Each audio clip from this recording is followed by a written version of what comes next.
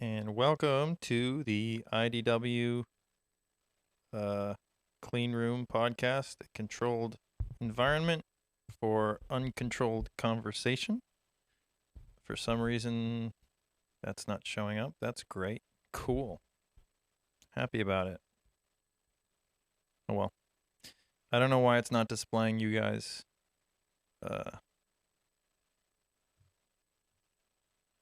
Should I bother trying to mess with it, or should I just leave it alone? You can go ahead and mess with it a little bit. It's kind of helpful to be able to see who's talking. Okay, let me see if I can figure out why it's doing that.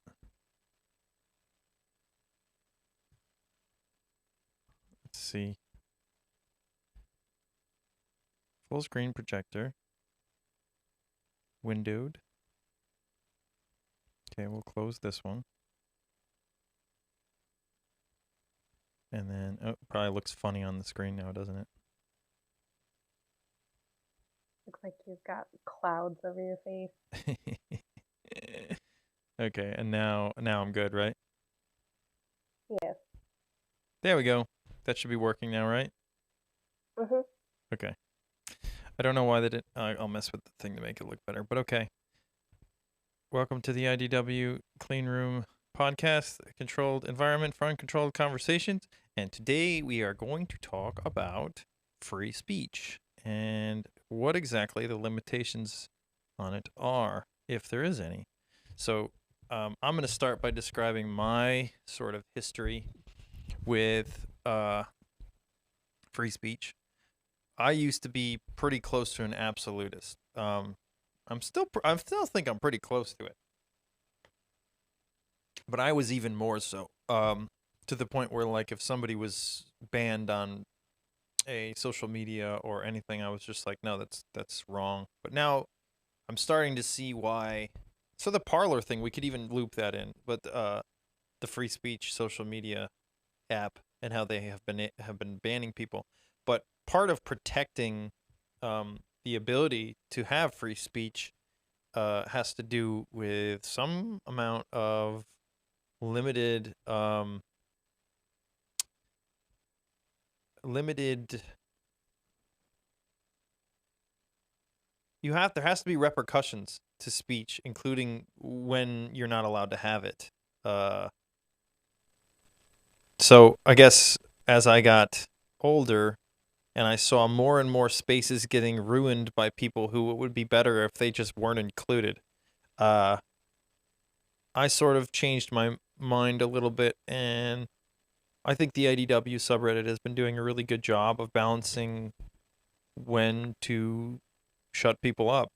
The other thing is, I guess what sparked this was what happened in October with Charlie Hebdo in France. And this is like 10 years now of this. Um, Maybe I should give a little background. And if I'm wrong about anything, please tell me. Also, if anybody is not able to speak or can't unmute themselves, let me know.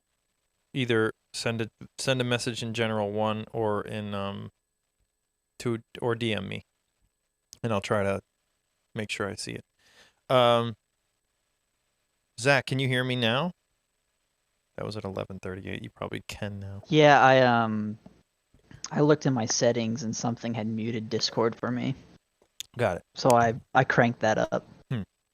Okay. So Charlie Hebdo is it's intentionally provocative, and it says things almost to push free speech as far as it can, because a lot of it seems to be the point. Right. And yeah, so like for, let's say, for most of Charlie, they've had threats all the time. Like, this is not new. They have been in trouble for things they've said forever. But in 2000, I think at the end of 2011, they did a comic of the Prophet Muhammad, and in 2012 there were really like intense threats made against the magazine, and they were I think they were forced to like take it down, to not publish it anymore. So that was a whole controversy at the time because they were very much against it. They wanted to put it out there. If anything, the threats made them want to do it more, which I'm personally aligned with that.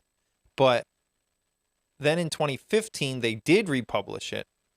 I think I'm getting this right. In 2015, they did republish it, and there was, I forget how many people were killed. And that made it, that's like, you have to, if people in the media are getting killed, any media, even if it's intentionally provocative, if there people in the media are getting killed for something they're publishing, there's automatically a question about how to handle it, because you don't want to put your journalists at risk, but also you want to make sure that people trust that you're giving them the information and then you're not withholding, because that's part of your job. There's a necessary amount of risk involved in publishing things. So that happened in 2015. It shocked the world, I think, because it was a mass shooting in France. I should have looked up how many people died. A lot. It was 12. 12 people. Okay. And then Yeah, you had it. yeah. Okay. So then in this October, 3 people were killed. Is that right? Yeah, in a church. 3 people were killed in a church connected to it. And then, and then there was also a teacher that got beheaded for displaying the cartoons in her class. The teacher one's interesting because of some of the information we heard from last night. Yeah, I didn't get a chance to look up that, but someone was telling us last night that the events leading up to it was a Muslim girl who was trying to skip school, so she was trying to use the teacher displaying the cartoons as like her being offended by it, and so that's why she didn't want to go to school. And then that caught attention, and then the teacher was targeted after that. So essentially, this teacher was killed over this student not wanting to go to school. But I don't know how accurate that information is. Yeah. I mean, it sounds at least plausible. Yeah. I can see that happening. Like the outrage starting from somebody who said, a young person who said, I can probably get out of something that I don't want to do using this. And then having it snowball. So yeah, that's the Charlie Hebdo thing. I guess it's kind of interesting that at the same time there was that whole news about Parler, how they've been, I forget how many people, they've banned a massive amount of people, which is funny because their whole point was to be a free speech app. But it seems to be that the people who've gotten banned wanted to get banned. Like the whole idea was, I can say anything here. Let's see how far I can push that. And Parler seems to have responded properly, at least as far as we know. It's hard to tell without massive amounts of transparency that we're never going to get. So I guess the idea for this conversation is sort of surrounding those events. Where are the limits of free speech, and when is it fair to limit free speech for the public good?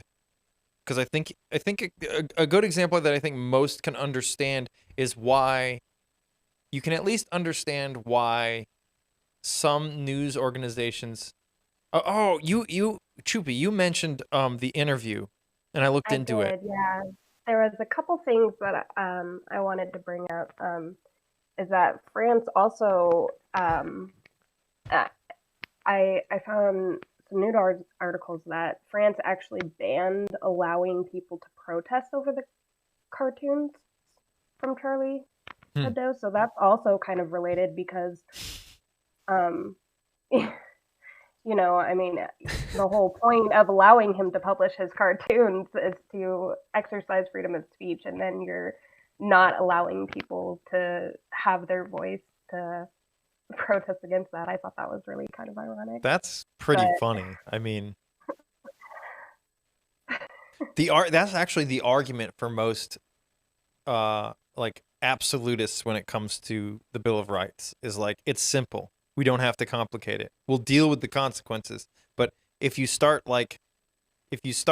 saying, well, this situation needs this particular thing, then you end up in this slippery slope where you end, like, I think maybe you could argue that France in that situation is sort of in that situation because if they're afraid, that's funny. They're banning protests. By the way, just to add to that, it seems like France has it's not unprecedented because I think France has a history of being liberal on shutting protests down. Like, apparently they even banned BLM protests earlier this year.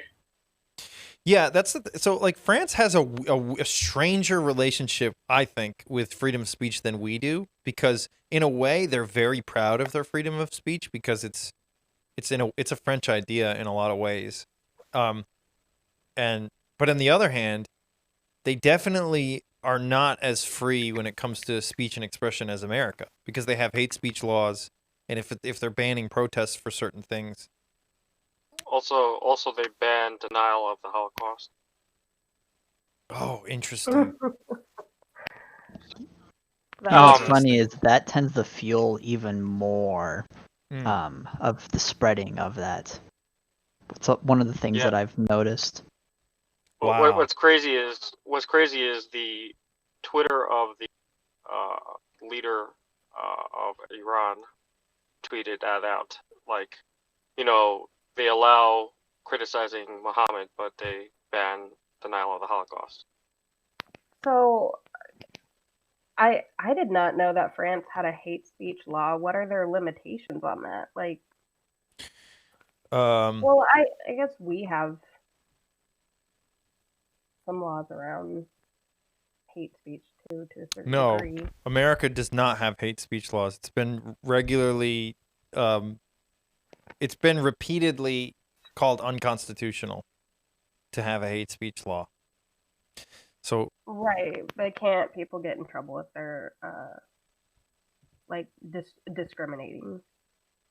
Not via speech. Right. Yeah, okay. You can go in the street and call somebody any name you like. But if you're a government employee and you do that while you're on the job, that would be discrimination. Mm-hmm. I forget the language. For America, the limits on free speech are they're both clear and unclear because in the one hand, the idea, I think, is you're not allowed to use your rights to violate other people's rights. So inciting violence or making threats is not allowed, but the threat has to be like a real threat or something. I forget the exact legal language. But it has imminent, right? So like if I go, God, I'm going to fucking kill you, just like that, that's not an imminent threat. I don't have a weapon. I just said it to nobody. I didn't say it to anybody in particular.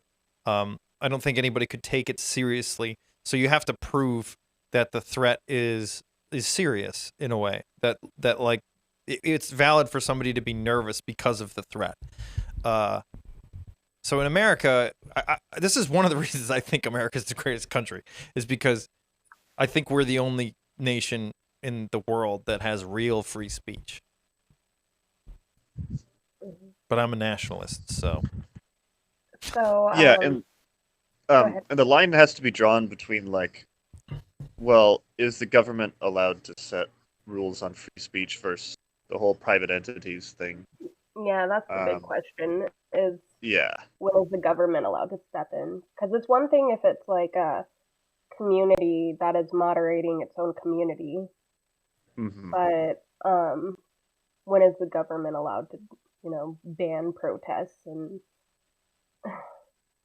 Yeah, it's interesting because most of the problems with free speech in America are not things that the government has anything to do with. Like private companies are allowed to decide, and it's a tough thing too. Because like on the one hand, I just talked about how the IDW subreddit is good because the moderators are banning people who are not there in good faith or who have violated the rules, and I think that's good because otherwise everything becomes a problem. I should have brought it up. Actually, I posted something in the IDW Discord when I decided to make that my like main subreddit, and it was mostly about this. It was mostly about free speech, and how I saw that my attitudes towards it being an absolute thing actually were making sure that every online ecosystem I was a part of would just deteriorate, because if you allow everything, then free speech can be used against itself in a way. Does that make sense? Yeah. No, I disagree. I think the idea. I mean, I don't disagree with your conclusion. That free speech should be moderated in private scenarios. But I think you just had the wrong notion of free speech in the first place. That freedom of speech is all about the government. Like if you have a forum of a certain topic, you want to keep it on topic. By definition, it should be moderated. Keep it on that topic, right? Like it doesn't make sense to allow free speech everywhere. And the proof is simple. Just look at your email. It's full of spam. Interesting. Yeah, I think that's something people get mixed up, or it's like it definitely shouldn't be allowed everywhere. It's like I said this to my mom one time. So I was like, well, we should be allowed to say the word cunt. Like that's a word. Like depending on where you go, like Australia, I think, and maybe parts of England, I don't remember, but they throw the word cunt around like it's nobody's business. But in America, it has a bit of a dirtier connotation. Sometimes it's almost like you can't say it at all, or else you're a terrible misogynistic, sexist person. But it's like that's not really what it means, though. Like, like at least. Oh, go ahead, Cody. What? I thought you were it's like. It's at least I can say the word void of context, because that, like I did just now. Right. And ideally, if someone got offended, well, then they're a cunt, I guess. But but it's you should be allowed to say all these things without context. I think that's another crux of the whole freedom of speech thing. But that being said, I wouldn't just go throwing that word around like at the dinner table, or if I'm talking to my boss or whatever it is. Like we all self-moderate anyway. That's the thing we all kind of do based on the situation. Like I don't talk to anyone the same, really. I talk to my friends differently than I talk to my parents, than I talk to my coworkers, and I talk via email. It's like we're always moderating ourselves, and I don't think it's the government's responsibility at all to make that decision for us. Yeah, what so you can say? I was going to say there's a balance we've had to strike in moderating the intellectual dark web subreddit, because as you know, people have very different ideas about what kind of free speech should be allowed on there. People in general are concerned about censorship on Reddit, and so people have an idea of if they go to the intellectual dark web subreddit, they should be allowed to produce or share content much more easily than they could in the average subreddit. And many of the people that we've had to discipline are people who usually their main gripe is freedom of speech. And they say, I thought this was a free speech sub. IDW is about freedom of speech. You're violating freedom of speech. And we've actually said this many times, that we are violating freedom of speech, because we realize that there's like an equilibrium of values that needs to be maintained in something like the IDW, particularly in the context of a subreddit. Like before we even think about it in the context of the IDW, we should think, well, what is a subreddit, right? It's basically an electronic bulletin board.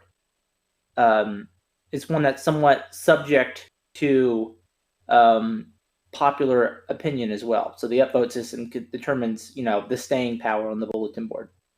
Now, any bulletin board, electronic or physical, is a finite resource, right? The bulletin board on a wall only has so much space on it, and then the The subreddit, only has so many room for posts at the top, and basically as many as can fit on your screen, right? It's a finite resource. So there are ways that people could use an absolutist free speech approach and just like hold the letter Z key down as the title and in the body of the post, and then just put every single submission in that, and just fill up the subreddit with that. They could do that if they want. Mm-hmm. But that would have the potential, particularly if they had some troll friends who were going to upvote it, to flood the bulletin board, right? So there are some rules in general to do that to any subreddit, and so there's some content regulation. So it's that right there is a type of regulation on free speech. It doesn't matter how great you think the letter Z is. We're not going to let you just spam it through the sub, and if that means you have less free speech, so be it, right? So what's the barometer by which we limit free speech? Well, in the intellectual dark web, and this is one of the most forgotten things about it in our moderation of it, is it's the ability to have civil discussions, right? So the expectation is there's a certain quality in the discourse that is achieved, and we're not going to reflexively, like Cody said, see the word cunt and ban you. We're going to see what is the quality of the discussion around the word cunt. And if it's really bad, like if you're just being mean and rude about it or lowbrow, we might remove the content, saying and then they might say that people might react to that thinking, oh, you're banning speech on the word cunt. You're violating free speech. It's like, no, you handled the topic poorly. And, as moderators, we're effectively curators. So we're curating and maintaining a balance of not overreacting to things based on a moral panic. Which is usually what the free speech violations are based on. It's based on some sense of moral panic, like a gut reaction to the word cunt. And so that's the balance we've typically tried to strike within the intellectual dark web subreddit. It is about free speech in large part because people get counseled for saying what they honestly think, and often in a civil. Oh, I lost you, Joe. Am I not connected? Does everybody else hear Joe? Oh no. Oh no.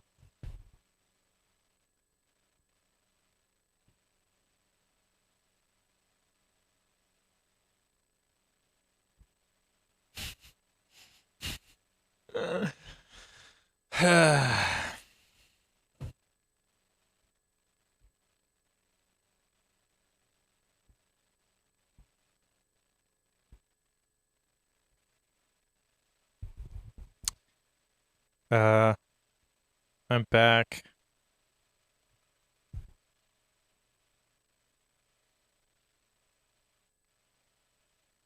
Crap.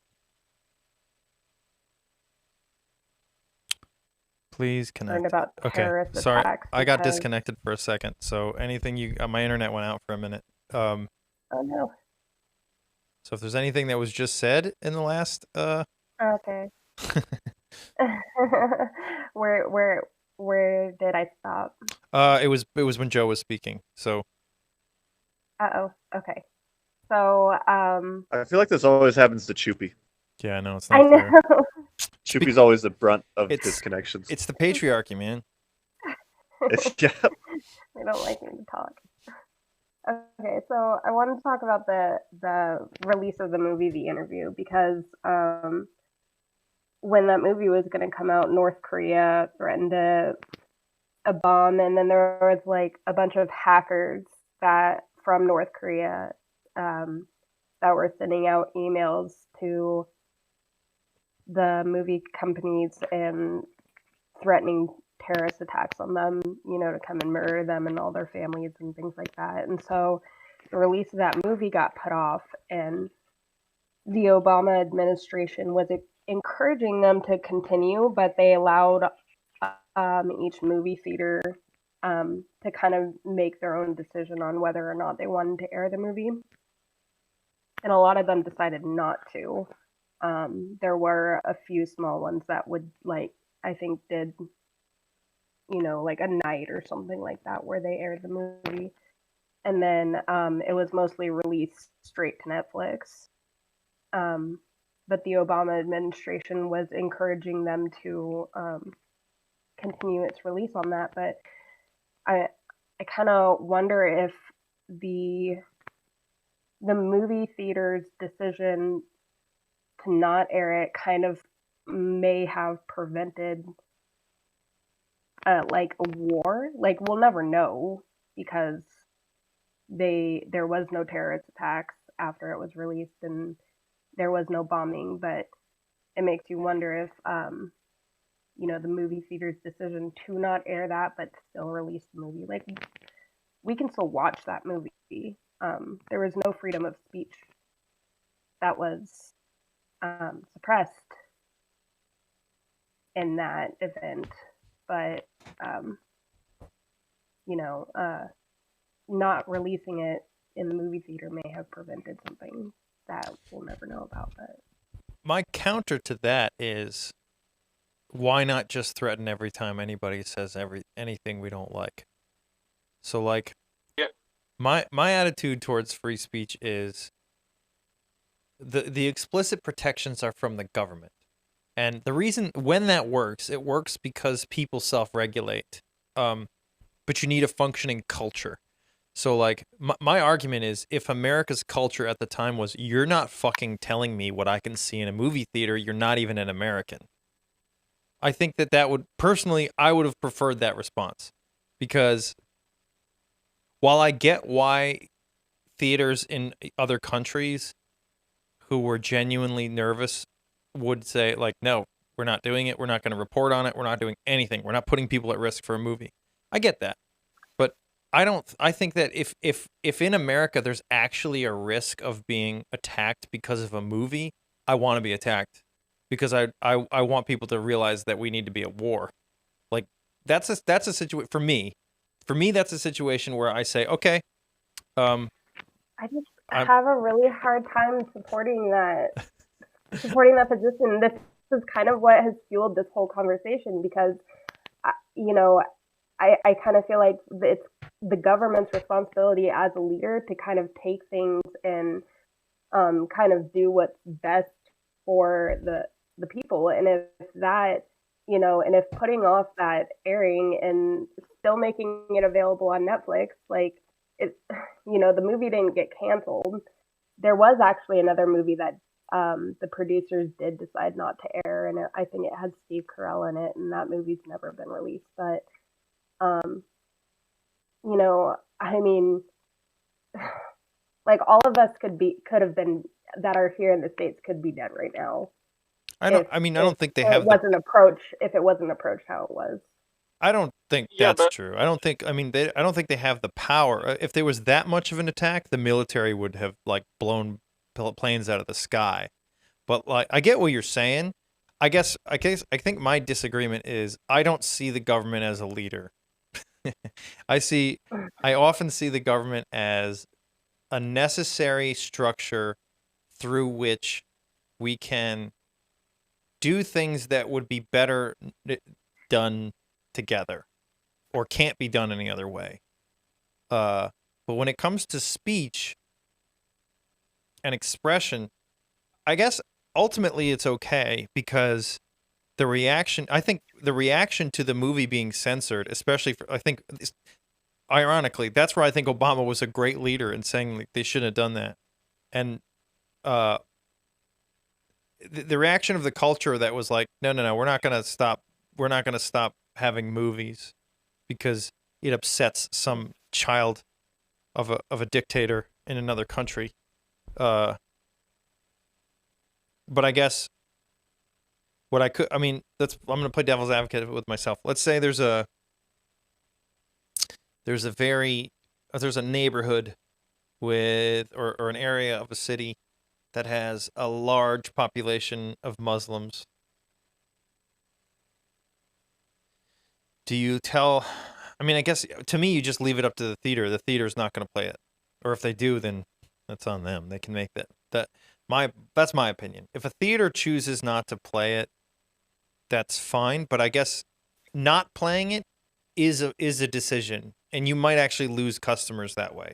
This is, again, we don't know, but I think if this had continued and, like, Korea just kept threatening us for movies, I think what would happen is the theaters that caved to it would go out of business because no one would, like, I don't think people would, they'd be like, I will spend double the amount of money to go to another theater to see a movie on a worse screen just because I don't like, that's my opinion.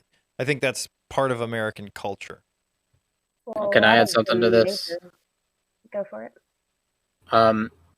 So, in my opinion, just everything I understand about North Korea, they're not going to start a war over some movie, right? They're going to make their threats to try and get it played in the least amount of places possible. Yeah, I don't know why I said They're Muslim. probably not credible threats. But even if you assume the case where they are credible threats, then that just makes it all the more important to show the movie and to start a war over it if that's what's absolutely necessary. Because what happens if you kowtow to those kind of threats is they can now continue to shut down bigger and bigger and bigger things until you no longer kowtow to it. Right? Like there has to be eventually. The situation is only going to get worse and worse and worse, and this is what happens when you make deals with terrorists. You can approach situations without essentially inciting violence. You know, like you can still, like in that situation with that movie, you can still allow room for freedom of speech without basically poking the bear. Right, but I would phrase it more as the North Koreans are the ones poking the bear. Right, like we can kowtow to them and not show the movie, but then that gives them all the more incentive to make bigger and bigger threats. Right, you're incentivizing them to make threats against us. You can go and watch that movie right now. Joe and I watched it the other day. No, I'm saying like as long as theaters are still allowed to show it, and that's fine. And if some didn't show it, that's their decision to not show it. But I would have made the decision to show it because I'm not going to cower in front of threats. And because when you show you're willing to, that gives them incentive to make more threats against you. Let me ask a question. So I think both of you agree that it's fine for the theater to choose not to play it, and a lot of theaters didn't play it. So it made it not worth it to put it into theaters. I think they made a poor ethical decision, but it was legal. So I agree with you, but you both can agree. I think you both agree that it's better for the theater to make that decision. Is that true?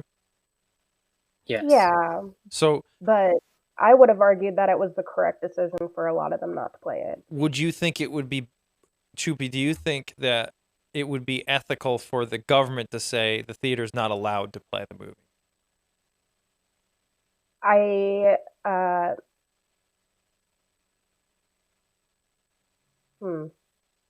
Probably not. No. That I figured that was true. I think they're probably. I think the reason you paused. Tell me if I'm wrong, but I'm thinking that means there are situations where you think maybe it's okay for the government to say you're not doing this. And I'm not trying to attack you. I understand your perspective. I actually can kind of agree that there might be situations where I think there's situations where it's more beneficial for the government to discourage but not monitor. Okay. So do you think what if after that threat the next movie, what was it, Sony? The Sony movie? Yeah, it was Sony. What if the next movie that's Sony is Sony like based in Korea or anything? Japan. Okay, so what if the next movie that Sony put out, they did the same thing because they had, they were hackable. That was a big reason it worked, is because they were hackable. I'm curious, is there a point at which we say this is now war? Yeah. Oh, most definitely. Especially if they're going to take action, with the events going on in France. I think it was a poor decision to display the comics, I think did they display it on like a big building? It was City Hall in the city. Yeah. I'm of the type that and I'm not, this is just me. If somebody told me that something I made wasn't allowed to be made because some asshole on the other side of the planet was threatening people, No, yeah. I No, would like I definitely, immediately put it yeah. on the biggest building I could. Like No. that's just my attitude. I can't See, I can't help. and I don't see the usefulness in that because that prompted like 3 people to get killed, and I think that was a very poor decision. I don't think the comic shouldn't be allowed. In what the inevitable alternative is. Yeah, that's the thing. So that you can say this caused 3 people to be killed. It's like, okay, is the alternative then censoring and them having their way and getting it? Well, that is the alternative. Like if we keep letting them, it is the alternative. It is. If you don't put it on that building, then what you're saying, you're condemning everyone who does put it somewhere to die. Let me try it this way. I'm gonna try so let's minimize, bring it down to something localized. So let's say you have a family member who every time you, I don't know, I can't think of something. I don't know. Let's say you I mean, something stupid. They decided Christianity is terrible, and if you say Merry Christmas, they're like, I'm gonna kill you. You say that again, I'm gonna kill you. I'm gonna kill everybody in the family if you say that again. So like, I know this is a very extreme, but like I'm trying to paint a picture of how I see it. So it's sort of, for me, it's like, if you're gonna kill somebody for that, do it, because you're done. Like I am not gonna live. My attitude is like, I would rather someone die than live in fear that they might be killed for saying the wrong thing. I don't think you have to live in fear to know where the limits are. You know, I think it's kind of the government's responsibility to do what's. Oh my gosh, how do I want to say this? Okay, or if you were going to say something, let me put my thoughts together. You can say what you were going to say. So, in the analogy that Jimmy gave, I would say, what is the situation in which people feel safer? Is it one where no one says Merry Christmas, or one where everyone says Merry Christmas? Mm-hmm. If one person says Merry Christmas, that's the worst possible scenario. Yeah, I'm trying to think. Isn't there a moment in Harry Potter where something like this happens? Where like everybody starts saying... With Voldemort? Maybe. Yeah. I think that's the example, is like... I can't think of a solid example, but there's you're making him stronger than it actually is. I actually had a conversation with a gay person, and he was the one who convinced me to start saying the word faggot again, actually, because nice. I wasn't saying faggot for the longest time, and then I don't say that word. He said to me, he's like, I think it's so retarded what we've done with the word faggot. He's like me and he used the R word. He's like, me and gay people, we call each other faggot all the time. Like women call each other bitches and sluts and whatever they do, like, hey slut. But he's like, yeah, we call each other faggots all the time. He's like, and now the word is so demonized, and it has this power, and it has this strength that it didn't used to have before. When before it was like a fun thing that we say to each other. He's like, I don't care if you call me a faggot. Like, I am a faggot. Yeah, all right, dude. I for some reason I can't. I'm going to say it now. I have trouble saying faggot, but I'm fine with saying fag. Like, I think it's a good sounding word. It is, and like, there's episodes of South Park that are just, they wouldn't be funny without that word. Like, they just like that's true. And I don't mean it in any way that is anti-gay. I don't mean it in any. I'm not even thinking of gay people when I say it.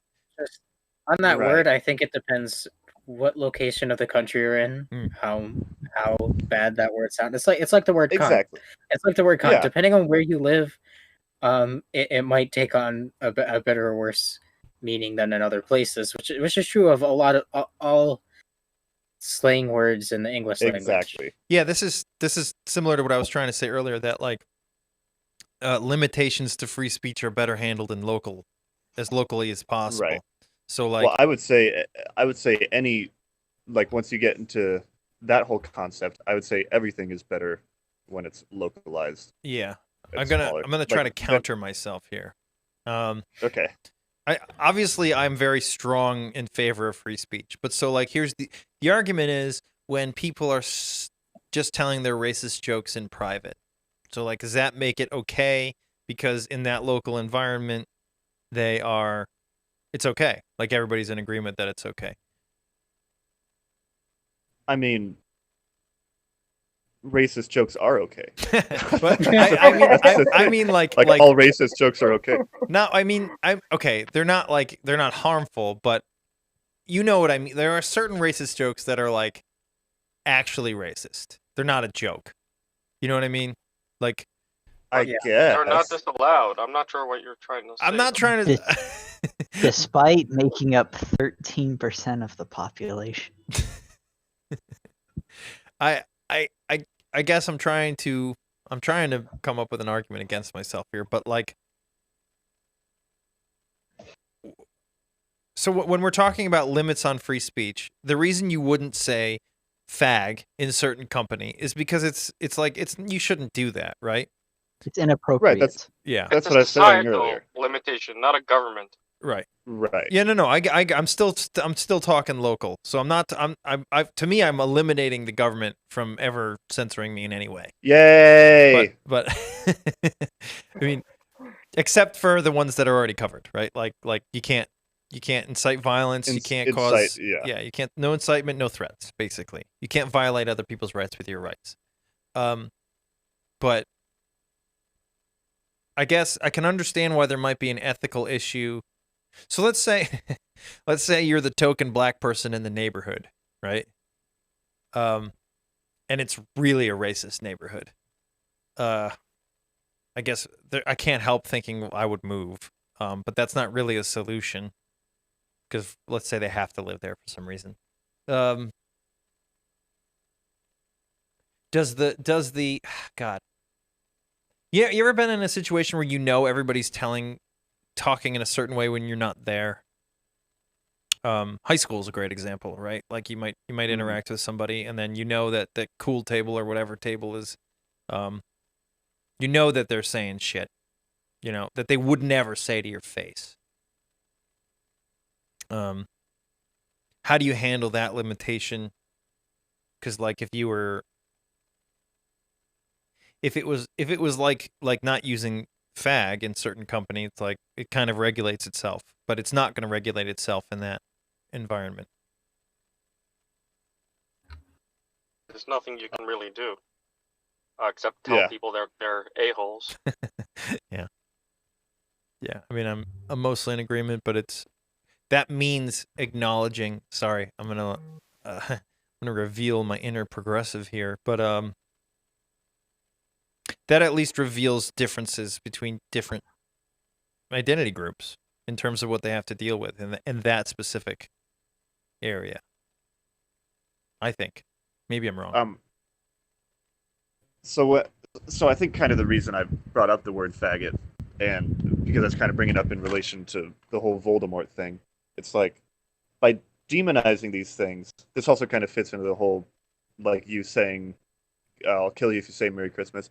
By demonizing these things, you're making them more powerful than they need to be, and you're really encroaching on someone's freedoms and liberties. Like I think actually one of the coolest things that the black community did was normalize the use of the N-word. I think it's almost like an achievement of language. They took something that they did. They took something that used to be so, it used to have such a terrible negative connotation, and then they just started calling each other that, and then putting it in their songs and Yeah, but it's not normalized. It's not normalized among the wider population. Well, you wouldn't get fired 40 years ago. Now it's actually automatic firing. My issue with it is that now only one group of people is allowed to use it, when it should just be a normalized word. It should be, as normal as faggot, I guess.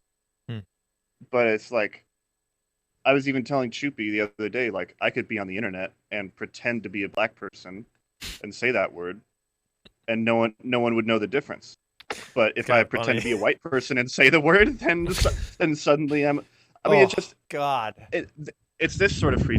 But they really did. They transformed the word into something totally different than it was, and that's, I love how language evolves and develops, and like I remember when literally had that transformation to actually mean figuratively, and I think that's fun. I think that's cool. And the same thing happened with the N-word, but then suddenly it also. Do alt-right people do that? Like make a profile with a black person on in a profile pic and like say abhorrently racist things to see how much they can get away with? Oh no. Why can't I hear you, Cody? Ugh. I got disconnected again. Hold on.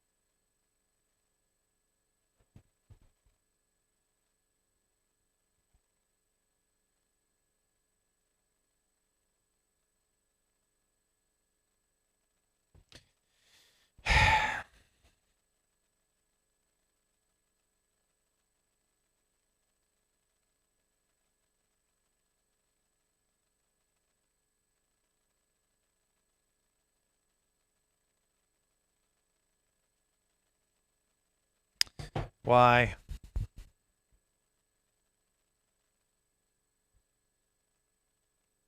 I don't understand why it's only happening on here. I probably should restart this machine. Crazy threats. Okay, I'm back. Sorry. Okay.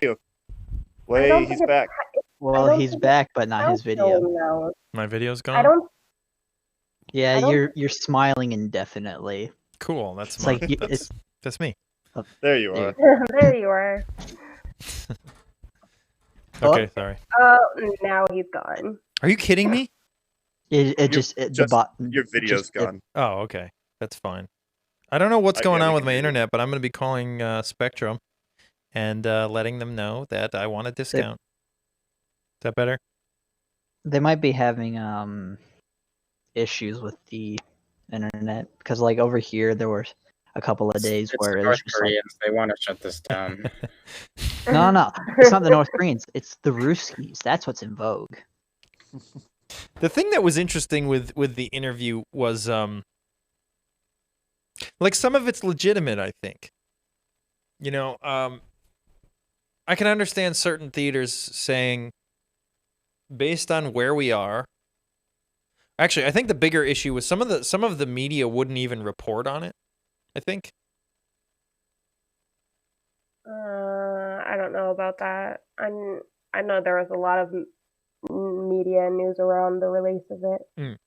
In America. But but they were more just like talking about what happened. As opposed to like. At what point would you, Choopy, at what point when threats are made would you just say, I don't care anymore? So here's, and I think you were disconnected when Cody was saying it, but he was essentially saying that it's cowtailing if you're, if you're making that choice not to do that. But I wouldn't call it that because you can still have your freedom of expression, say, no, we are going to allow people to speak their opinion and put out controversial movies and cartoons, but I just don't think, I think the government needs to be a little more aware of the cause and effect of what it's doing. Like if you're going to release a satirical cartoon on top of a building, then you need to be prepared for the repercussions, and they were not protecting their citizens by doing what they did, in my opinion. Interesting. So the thing on the side of the building, did I get disconnected again? I don't know. No, you're still here. The thing with the side of the so there's kind of two different things here, because with the interview, a part of it is like that. I just looked it up. That movie cost $44 million to make. So like, It's a funny movie. I mean, I just imagine I would be if I funded a $44 million movie and it couldn't go to theaters where it was going to make most of its money. I'd be kind of pissed. But the thing with putting it on the side of a building, who did that? Did Charlie Hebdo do that, or did the government do that? That was a city hall. It was City Hall. The city did it. Yeah, it was City Hall. Yeah, it was the government that did that. That's funny. It wasn't the federal government. It was a city. That's kind of different. You know, that's. As an American, I'm jealous. I kind of am too. I'm not. Yeah. I'm not. I like living. I like living to be able to fight another day. I mean, I think let me put it this way though. Like, can we both agree that the people in City Hall that decided to put that on their building have the biggest fucking balls? Like, they know. I mean, I'm serious about this though. They know their life's in danger if they do that. Like, they knowingly made that decision, knowing. Yeah, but they their also life is put very other much in people's danger. life in danger. They also put other people's life in danger. I think if they don't do it, they put other people's lives in danger because you're condemning anyone No, that puts that Whoa, somewhere. whoa, No, okay, you're not, hold on. you don't have to condemn something to do something that to protect people. But I guess the argument is that does not equate how to can suppression of freedom of speech. How can at I all. be responsible for the violence that someone else would take? Like, if somebody threatens, you're not. You're not responsible. I'm not saying that you're responsible for the violence that someone else does for doing something, but they knowingly did that, knowing what would happen afterwards, and did nothing to try and protect the citizens. Well, I don't know what they. Again, I think putting it on the building protects their citizens. I kind of agree. I don't know. I kind of agree. I've already explained this though. This if you don't put it on the building, what you're doing is you're saying that anyone who does put this cartoon anywhere is now going to die, right? No, like, not if you put it in more places, you spread the risk out. Let me do another. So this is the way I'm looking at it. So somebody has your family hostage, right? 5 people in your family hostage, right? Did you kill them if you didn't do what they said? So, like, if you tell the government, if you tell the police, I'm gonna kill them. Did you? The argument would be, I would say, calling the police might have resulted in your family getting killed, but it prevented the next family from getting killed or getting held hostage. That's my point. That's my point. That's the argument from the other side. That's my point. You don't negotiate with terrorists. Oh my God. Because you just give more incentive for them to kill more people when they know that killing people will prevent this from being displayed, which is what they want. They're going to kill more people if it turns out that you don't do this. No. I mean, we had this in the 50s and 60s and 70s. Hold on, with the airliners. You can still encourage freedom of speech and allowing, just because you're not making the conscious decision to post it on the side of City Hall does not equal suppressing it, right? Because it's still there. People can still access it if they want to. Well, it's the same thing as what you're saying. You're not condemning them for saying it's their fault. Because France has an extra addendum to this, though, that people aren't considering. France is a state secular anti-clerical society. So they already have a different, belief set and legal set than we do. So their conception of freedom of speech is within that framework. Yeah, it's a secular concept, specifically. A state secular anti-clerical society. Yeah. So they are a lot harder on religion than we are. Yeah, that's true. That is a difference. But I think we can separate the threats of the terrorists from the actual thing that they're trying to get people to do. In this case, is freedom of speech, anti-freedom of speech or whatever.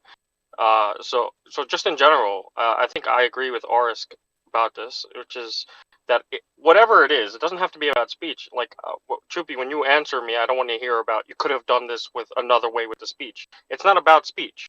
It's about terrorism, right? It's about somebody threatening to do something violent to get you to leverage you to do something. And if you give in, you're incentivizing them to take that risk again and again. And we've had this in the 50s. That's when the airliners started getting hijacked. And they got, like, you heard about all sorts of hijack. I don't know if you were alive back then. Right? Like, I was born right after, like, the era of hijackings were ending. They were ending because of this hardline thing. We never negotiate with terrorists. But before that, people were negotiating with terrorists. People would give them millions of dollars to get off a plane, whatever, right? Like there's so many movies. Get me a helicopter, right? Like all that stuff. Why do they basically never give in to terrorists anymore, no matter how many people they have? It doesn't matter. Like, go and kill them all. They still won't give in to them. I think, Choopy, tell me if I'm wrong here, but I think you are more saying, so if I, as a private citizen, decided that I wanted to do that on my own house, that's different than City Hall doing it, right? Yeah. So you're saying, that part I agree. So you're saying... I agree with that. So she's saying, I think, tell me if I'm wrong, you're saying City Hall, as a leader of the community, should not have done that. Yep. I can understand. That I agree with, but she was also saying about private theaters were right to disengage, and I disagree with that as well. Okay, I think, in fact... Go ahead. To use Jimmy's analogy from earlier, if somebody's holding me and my family at hostage, I'm going to go along with what they're saying until I find an opportunity to be able to take the gun from them. And this is that totally makes sense, because that's kind of my the question is that you're not held hostage. It matters though. Like, you're not held hostage. You're the one that they're telling you have to do this or I'm going to kill them. Don't tell the police, go rob a bank. I don't know. That's just as an example. No. For individuals, it totally makes sense to listen to the hostage takers. But wait, it changes the whole metaphor. If you're held hostage, we're not talking about you being held hostage. We're being saying people might be at risk because they're held hostage, which is different. Do you know what I mean? Like, if you're held hostage, yeah, absolutely. Don't get yourself killed. Don't, but or your family. Right, but if they're telling you, I'm going to kill your family if you don't do this, or if you don't stop doing this. No, I would still say you should go and listen to them personally. Really? Where I would, yeah, it's your family, man.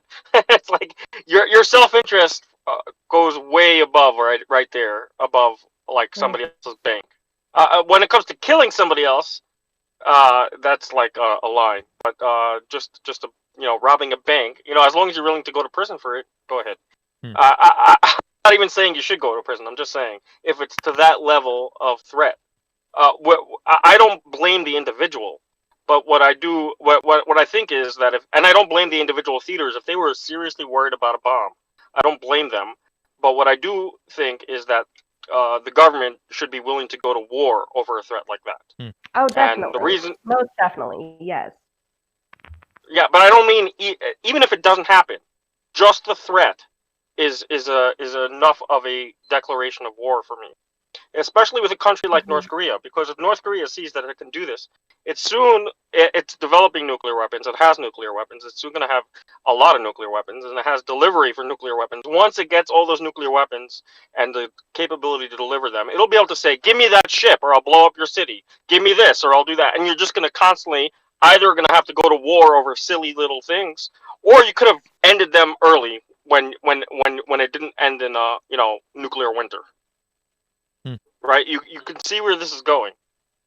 Right, a country that is willing to bluff or threaten over war when they have nuclear weapons like that is not a country I want to be on top of. This is interesting. But, I'm trying to I'm gonna mess with the analogy again. What if they said, I've implanted bombs in everybody you know.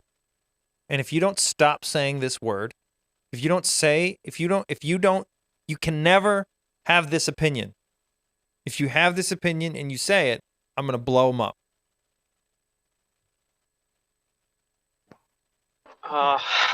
Sci-fi book. There's a sci-fi book like this. Werner Vinge, I forget his name. Deepness, Darkness, Deepness in the Sky, something like that. Guy takes over, and he can basically, I think he can read people's minds. I don't remember, but basically he kills them every time they try to rebel against him. People might not trust me after this, but I wouldn't know to go. I'd be like, fine, kill him. Do it. Yeah, see, that's what I have a problem with. Well, my attitude is like, I would rather they die than they live in the world where people start not being able to have opinions. I think but you can fight the enemy without getting a bunch of people killed just because you disagree with it. Like, yeah, I disagree with it too, but you can be more strategic about it to fight that. Yeah, but at the second I agree with Troopy. I agree with Troopy. If they have you at gunpoint, it's over. Right? Like if every single person will die, then there's no. They're not gonna kill everybody. I mean, that's what that's basically. Well, I don't know. I don't think they'd do it. Just it's the same thing with if they had nuclear weapons. The analogy is not doing us service here. Well, no. The argument being that they have nuclear weapons, right? That's the end. They use them, it's over. The whole world's done. That's just the way it is. If anybody starts using nuclear weapons, we're done. I don't think that's the case yet. Like with North Korea, we can probably shoot down enough of them or take a few of them and then destroy them back. You think so? Well, to use the specific example of the cartoons in France, what is the alternative that I'm not seeing here? Deportation. Not posting it up on the side of the building, but still having it accessed, and then fighting the terrorists who are going around killing people. But it's not. See, fighting the terrorists that are going around killing people isn't some easy task to do. I mean, no, it's not. I'm not saying it is, but I'm saying posting it on the side of the building got 3 people killed. So I disagree. I have a hard time with that. I have a real hard time with that. 3 people killed, but if they didn't put it on the building, maybe it would have got 5 people killed. That, like, I don't think you can say that more or less people would be killed in either scenario. But in one scenario, they're sticking up for the people who were killed. Right? Like it's almost disrespectful to the people who were killed for just displaying a cartoon to then not want to display it, right? Like it's honoring what that person died for to put it on the side of the building. I just think they would start asking for more. You know, like yeah, and if you did want to save lives by not displaying it, if you think that is going to save people's lives, then what you're doing is you're really encouraging the terrorists to then go steps further and say, okay, well, now you can't do this or I'm going to chop your head off, right? And where does that end? Like, I don't think it does. That's the whole crux. I don't think it's the same thing. You just have to take the hardline stance right off the bat. There has to be we're not going to kowtow to terrorism. That's the question. A line in the sand has to be. There has to be a line somewhere. So that's what I mean by, like, how far before you do start. I think the line is immediate. If a terrorist asks you to do something, you don't do it. Mine is the same. But, like, I get Choopy's, but my question for Choopy is, where's the line? Oh, I don't know. You can't ask me a question like that. Well, I guess how would you? I guess it's like you can get too far in the hole. You know, like at a certain point, it becomes too hard to stop when you need it to. So, like, I'm trying to think of analogies. Like, let's say somebody says, "Okay, if you just look at the entire preamble into World War II." Yeah, I'm gonna flip it around. Say, like, let's say example. I'm a Christian extremist and there's a mosque in my neighborhood that I don't fucking like, and I say, you go to that mosque, somebody dies. Every day, every week that somebody's in that mosque, somebody dies. do you stop going? I personally wouldn't. My argument is if they stop going, then I say, okay, I have gained ground. I now own your mosque. It's mine now because it's not being used. So now I say, every time one of you people doesn't leave this neighborhood, one family needs to move a week, I kill somebody. I mean, I guess it's just that's the way I see it. It's just a perpetual war, and that's why I think a line has to be a line has to be drawn. So for me, it's immediate. It's like, no, I'm stomping this. It's like when you find a mouse or something in your place. It's like, no, that's the end of this, because otherwise we're gonna have a ton of them. That's how I see it. Yeah, I mean, I think that there's two phrases for this. One is the chilling effect. So if you just listen to them, you have this chilling effect, which means automatically, if there's a terrorist threat, there's a chilling effect. But by bowing to it, you just allow it to work. And the other thing is the crazy veto, right? Every time you have somebody who speaks, you used to have this a couple of years ago. You had both sides say things like, target the other guy or put a bullseye on the other politician, right? Like you had this a couple of years ago, and all the media was like, "Oh, you said bullseye," and then you had with Giffords, right? That guy went and shot, right? Like you had all these things, and everybody was blaming the other side for their normal speakers speaking in flowery language.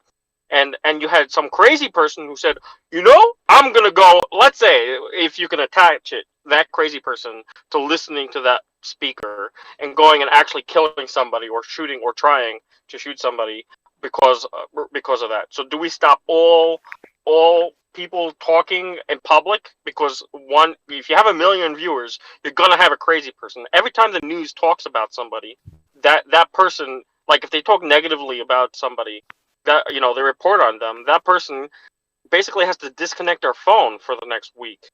They probably have to move for a week or get security, right? Like, do we tell the media to stop? We don't even know about this, right? We don't like the crazy veto. It's a bad thing to have a crazy veto.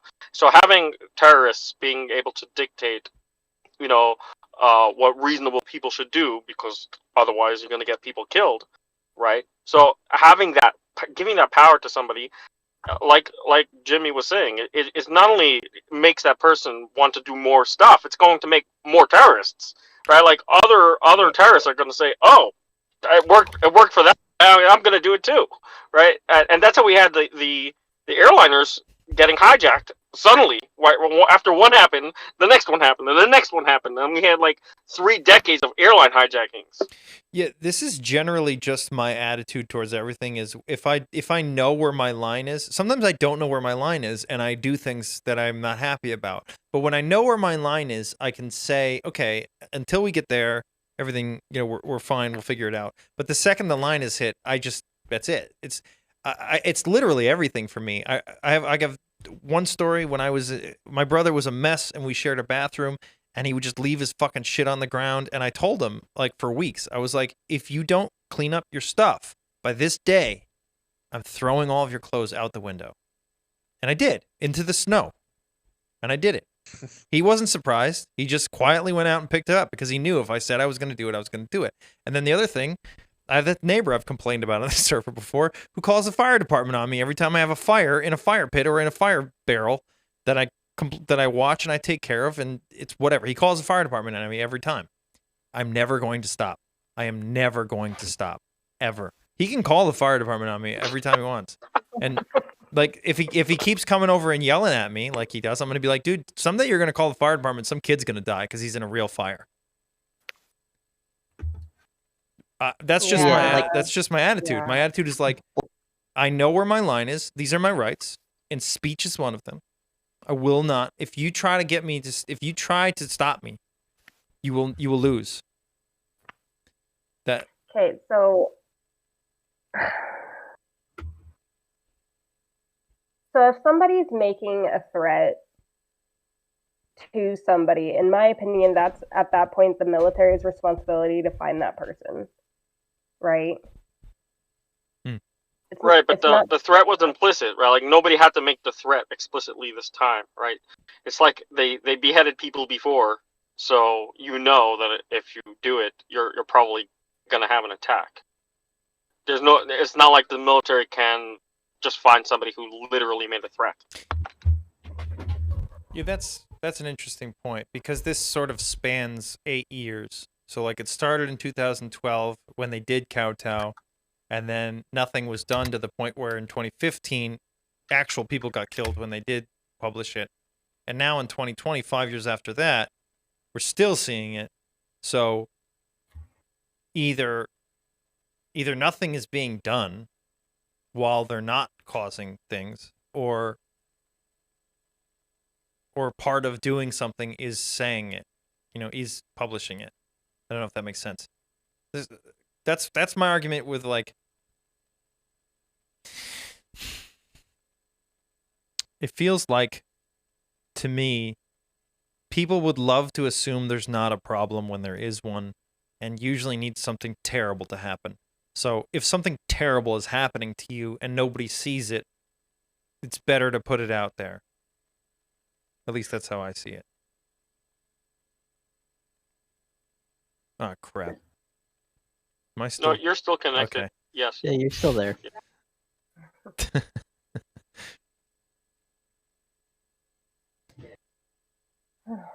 So yeah, I just want to say that I totally disagree with it. If it's true that City Hall put it up, I do not think the government should do anything like take sides in a partisan divide or a religious divide at all. Like that's why the Hatchet Act in the U.S. That's pretty much what it's meant to do, for the most part. Like it's basically that the government, right? People tried to use it on that Trump shouldn't be using the office for the Oval Office for politics and stuff, but that's garbage. Right? It's really meant so that government employees don't talk politics at work or talk politics to their people they're servicing and so on and so forth, that kind of thing, which totally makes sense. I don't want my government, I don't want my postal service guy, telling me Biden, like just deliver the mail, and the same thing. I don't want like welfare recipients getting an earful for one way or the other from the person who's servicing them, etc. That kind of thing. That's actually why I'm more in favor of America's not quite secular argument, because like Zach brought up, that I forgot about that in France, what was the language you used, Zach? They are state secular, anti-clerical. Anti-clerical. So they're not just secular. They're like I see that and I say, you've just created yourselves as the clerics. Like, it's the secular cleric. It's yeah. An example, just to add what Zach and you are saying as a physical example. My understanding is that in some public schools, some types of public schools, they've banned also any visible religious symbol. So like it was specifically meant to like target the Muslims, right? Like to make them not wear burqas and the like. That's just terrible to me. Like that. What? That to me is. Can you say that again? They did make a you can't they made I forget when this was. They made what are the things that the women wear? The Muslim women. Yeah, they made them illegal. Burqas and hijabs. No, only in certain public schools. Like, yeah. I think elementaries. Like in France, because the main thing that anti-clericalism has targeted historically was Catholicism. And so a lot of the anti-clerical laws are designed towards that. I mean, it would be, I think, fairly easy to just move that over towards Islam, considering the fact that it's another religion and they're rabidly secular. Yeah, they have. They've banned burqas and hijabs in certain certain types of public schools, like I think it's elementary schools. Awesome. I disagree.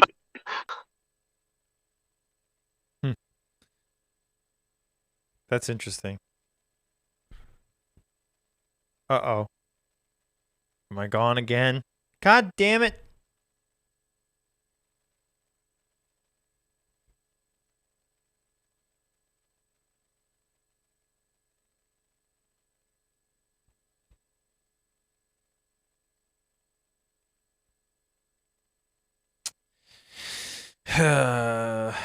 This is 3 boring parts of the stream. How come my switcher is able to get there, though? That's weird. I'm back. Hello? Can you hear me? It's...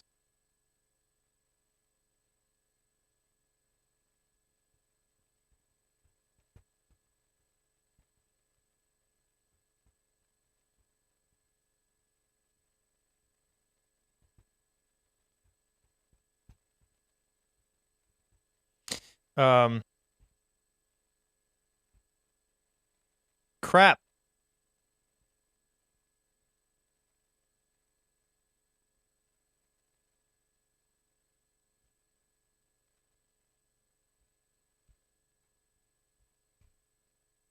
This is annoying.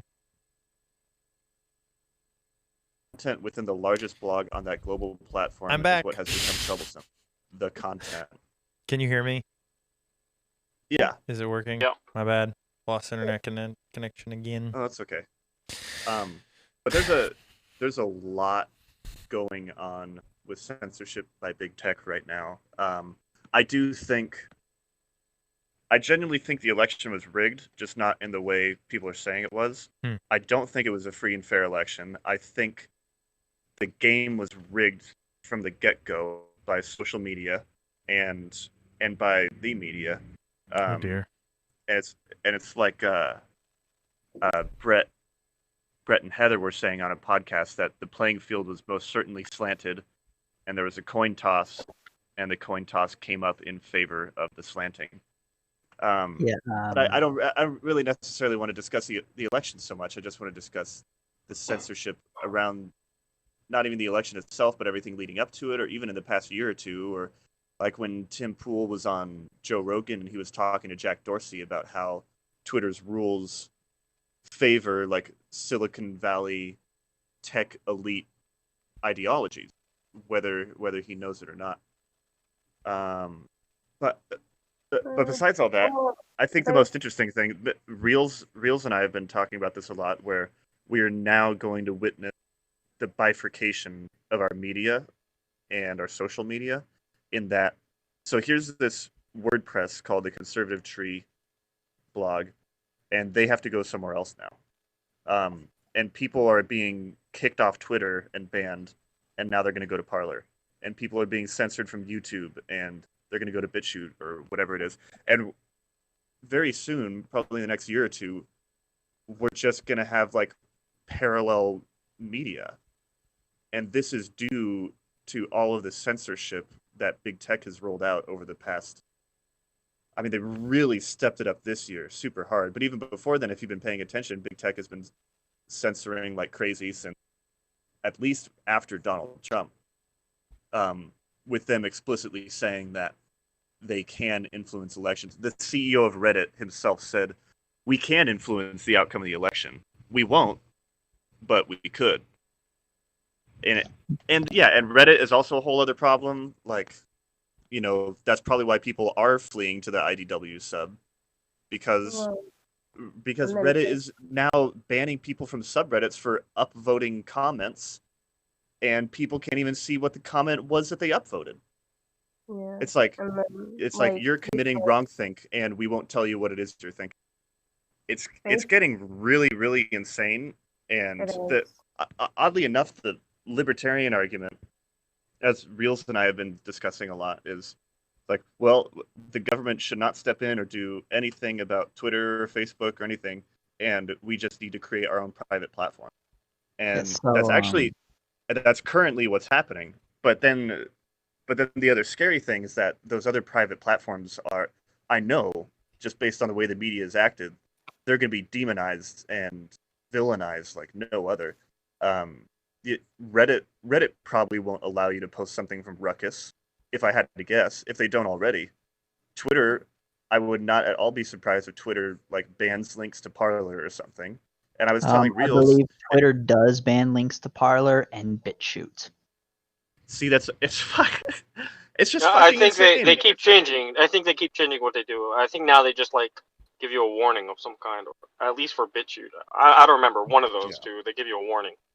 Also, on the topic of selective censorship, Jack Dorsey, when he was brought before Congress to speak, said that A, Twitter can't influence elections with their censorship, and B, they said that Holocaust denialism is not considered misinformation on Twitter.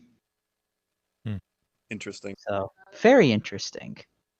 I think he's just a flat out liar at this point. I gave him the benefit of the doubt when he was on Joe Rogan with Tim Pool, but at this point, I think he's just a snake, and he knows exactly what he's doing. And I think I don't think it bodes well for our democracy, and it doesn't bode well for people forcing themselves into echo chambers, which is why discords and communities like this desperately need to exist at this time. I personally had a post on Facebook removed from those independent fact checkers, and I didn't have any facts in it. It was a very controversial opinion. What was this? Your own personal how opinion? long is it before Discord starts censoring us? That's the other scary thing. Discord has not been shy about it. Some moves to censor things happening. I know somebody was shadow banned. No one's gonna see, and it's crazy to me that Discord.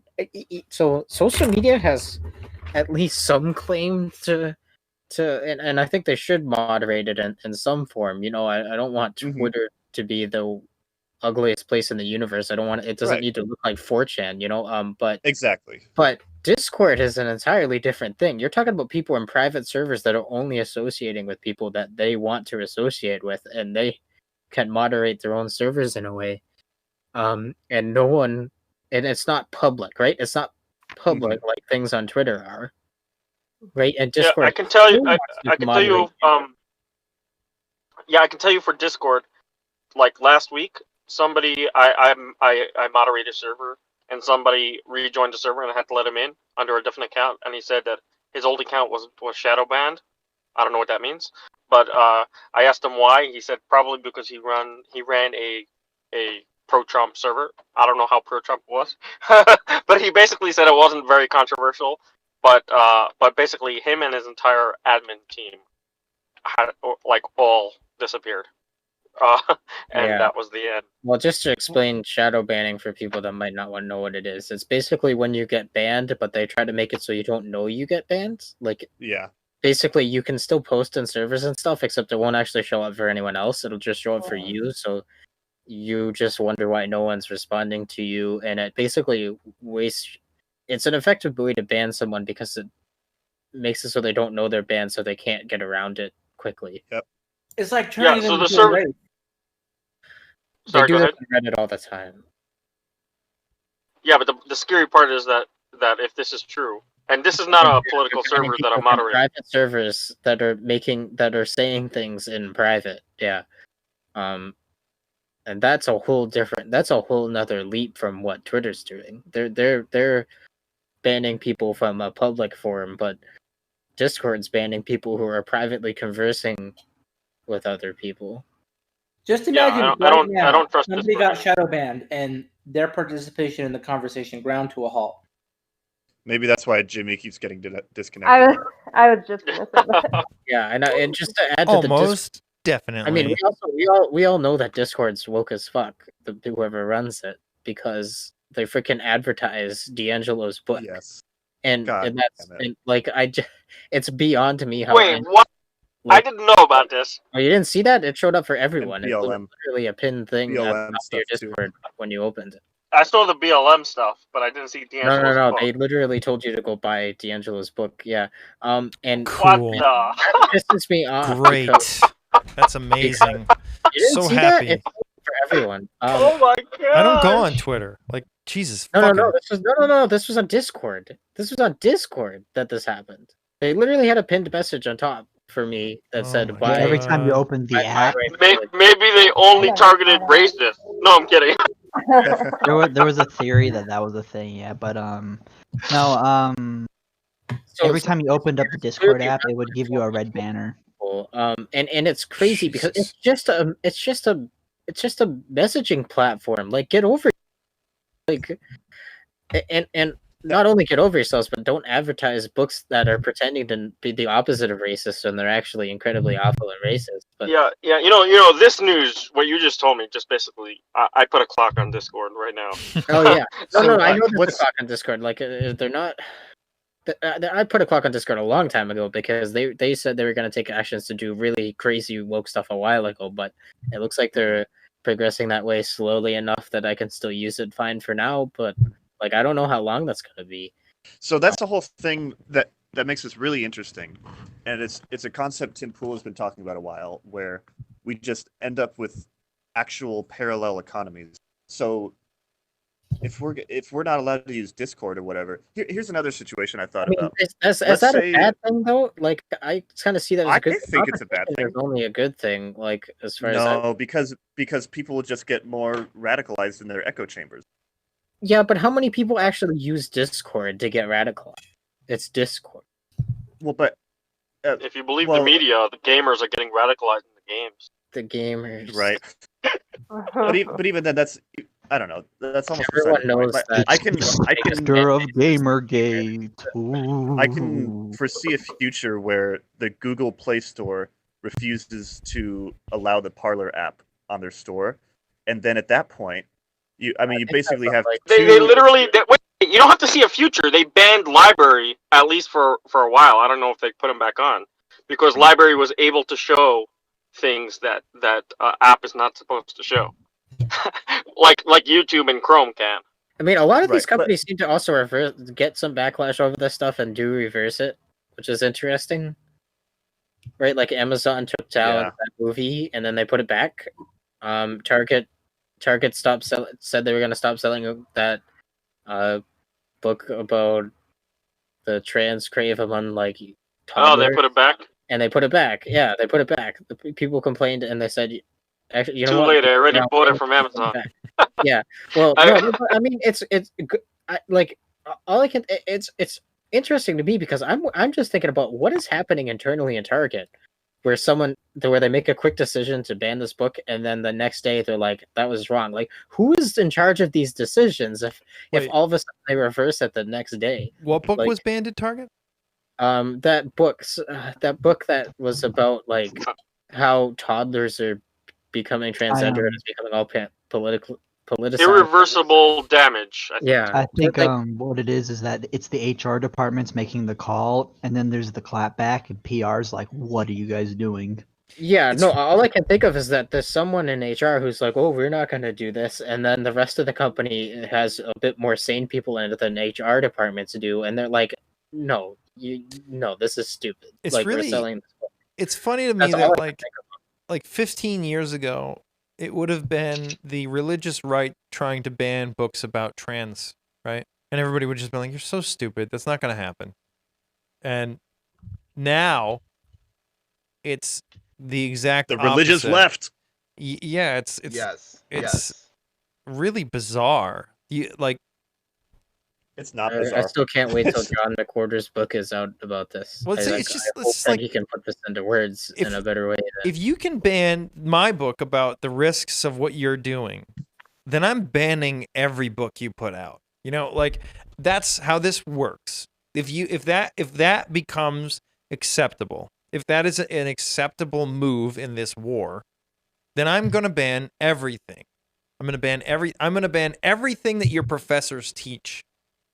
You know, right? But they can't. They seemingly can't ban everything because they will lose a lot of money, right? So there's still corporations interested in money, so they can't just really. So they seem to be selectively picking and choosing what they think they can get away with and not. Yeah, and also, again, in the case of Target, it's like in Target's case, it's probably some random person in the HR department that's looking at the social media thing and saying, "We're going to ban this." And then when the higher ups at the company find out about that, they're like, "No, you're a retard. We're not banning this." Like that's all I can think about what happened in the Target scenario. And this happens a lot. It's not just Target that's done this. I see this all the time where companies say you even see this in Facebook and Twitter. Yeah. Like Facebook and Twitter themselves. There are news stories about internal wars at Facebook and Twitter and Google about this. And Google, yes. and I'm sure there is at Amazon as well. Like there are a lot of people in these companies that are kind of fed up with the woke stuff. Yeah, but I can tell you from experience, being in one of the big tech companies, it's not enough. You need somebody like a trans activist to say, I don't agree with anything in this book, but you really can't ban it. Most of them think that I know, but but they're not going to say it because you know why? They'll be canceled.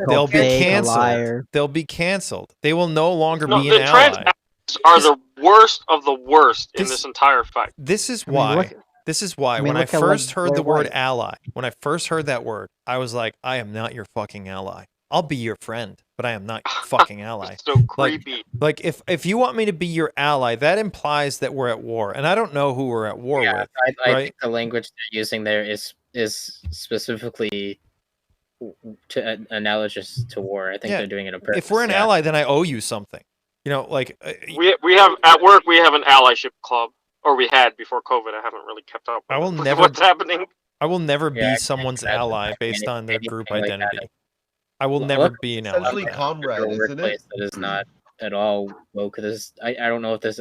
I'm not sure I could find a single person in my company that I would even describe as a wokist. So maybe I got lucky, but I'm not sure. I think people in certain industries might think this woke stuff is more prevalent than it actually is because. Did you say you're an engineer, right? Yeah. Yeah. Okay. Yeah, I'm a computer. But no. But even if I look at like the HR departments in my company, or the places where you'd expect to find the most of these people, I don't see them at this company. I guess when I was in college, I didn't really see many woke people, but when I was serving as the club representative, so at my college there was something called the Interclub Council, which was basically where every club that is approved for the college, they send a representative to this council who votes on and approves like events and whatever for all the clubs. And it was there that I realized I found where all of the woke people are on the college campus. They're in the fucking bureaucracy. Yeah, that's the thing. These people. One of the solutions in this is like the 1984 situation where the power is in the proles, right? Like most people don't want this shit, but they're not politically active. And how do we get those people to push back? And also the people that do want to push back are afraid of what's going to happen to them if they do. I mean, just on the one we were talking about earlier about the censorship on social media stuff. What about the censorship? Like there was a professor that was fired recently for saying a Chinese word that sounded like the N-word. Like, how insane is that? That's McWhorter tweeted that out. That is the situation we're in now. Very crazy. Asian students will tell each other not to say that word around African Americans at this point because they know the situation. Well, no, when I was in university, I heard the Chinese students say it all the time. It's a very common word. It basically means it literally means It's a very common word. I heard them say it all the time. Yeah. It does sound very much like the N-word, but it's also really obvious they're speaking Chinese, like that whole time, right? Yeah, like same thing in Korean too. Niga means yours, so. Yeah, you could definitely use that. But it's like this is the point we're at where you're firing a professor who spoke Chinese because there was a word this is like the Latinx thing where this is the opposite of what the woke people want to stand for. You're pushing English Anglo values and language onto people that aren't. Like it's disgustingly racist and horrible. Like you can't expect them to be consistent. I found out recently that Latinx is actually pronounced Latinx. They don't even use the Spanish X for it. They use the English X. That's hilarious. It's pasty ass white people from Portland telling Hispanics how to speak Spanish. I've heard Kendi. I've heard Kendi using it. Where was that Niga thing? Is that near me? Was that in Saratoga? I don't know. I don't know It where was it in was. I just know it Virginia or happened. Washington, It's like D.C., it should be embarrassing for anyone involved. Where did that? Yeah. I want to know Well, where that happened. College professor. Hey Jamie, look it up. I'm trying. Pull up that document there. Professor suspended for saying Chinese word. I think he ended up getting fired. Wow. Jesus, toe tapping Christ. What school? Oh no, Southern California. Shocking. Oh look, it's my backyard. Man, after Floyd, I was really keeping track of how this stuff was accelerating, and I just had to stop. And I'm in bliss right now. But like, there's so many crazy stories. It's insane. There was a San Francisco museum curator or some high level person in the museum who said that after Floyd, we're going to diversify our art, but we will still be getting white people's art. Don't worry. So as not to be doing reverse racism. He said the words reverse racism. Reverse racism is racism. Yeah. Okay, shush. Okay, sure. Whatever. Just give him that, all right? It might have even. That sounds like it might have even been a joke. Like for you, reverse racism. He basically got canceled, and I don't even feel bad for him because instead of getting canceled like a man, he went and he groveled and he said, "I am resigning." Yeah, that's the because other I thing. realized When people was wrong. When people get called out for that stuff, they all the time they freaking apologize, and it's like that's exactly what you don't want to do to these people. He didn't just.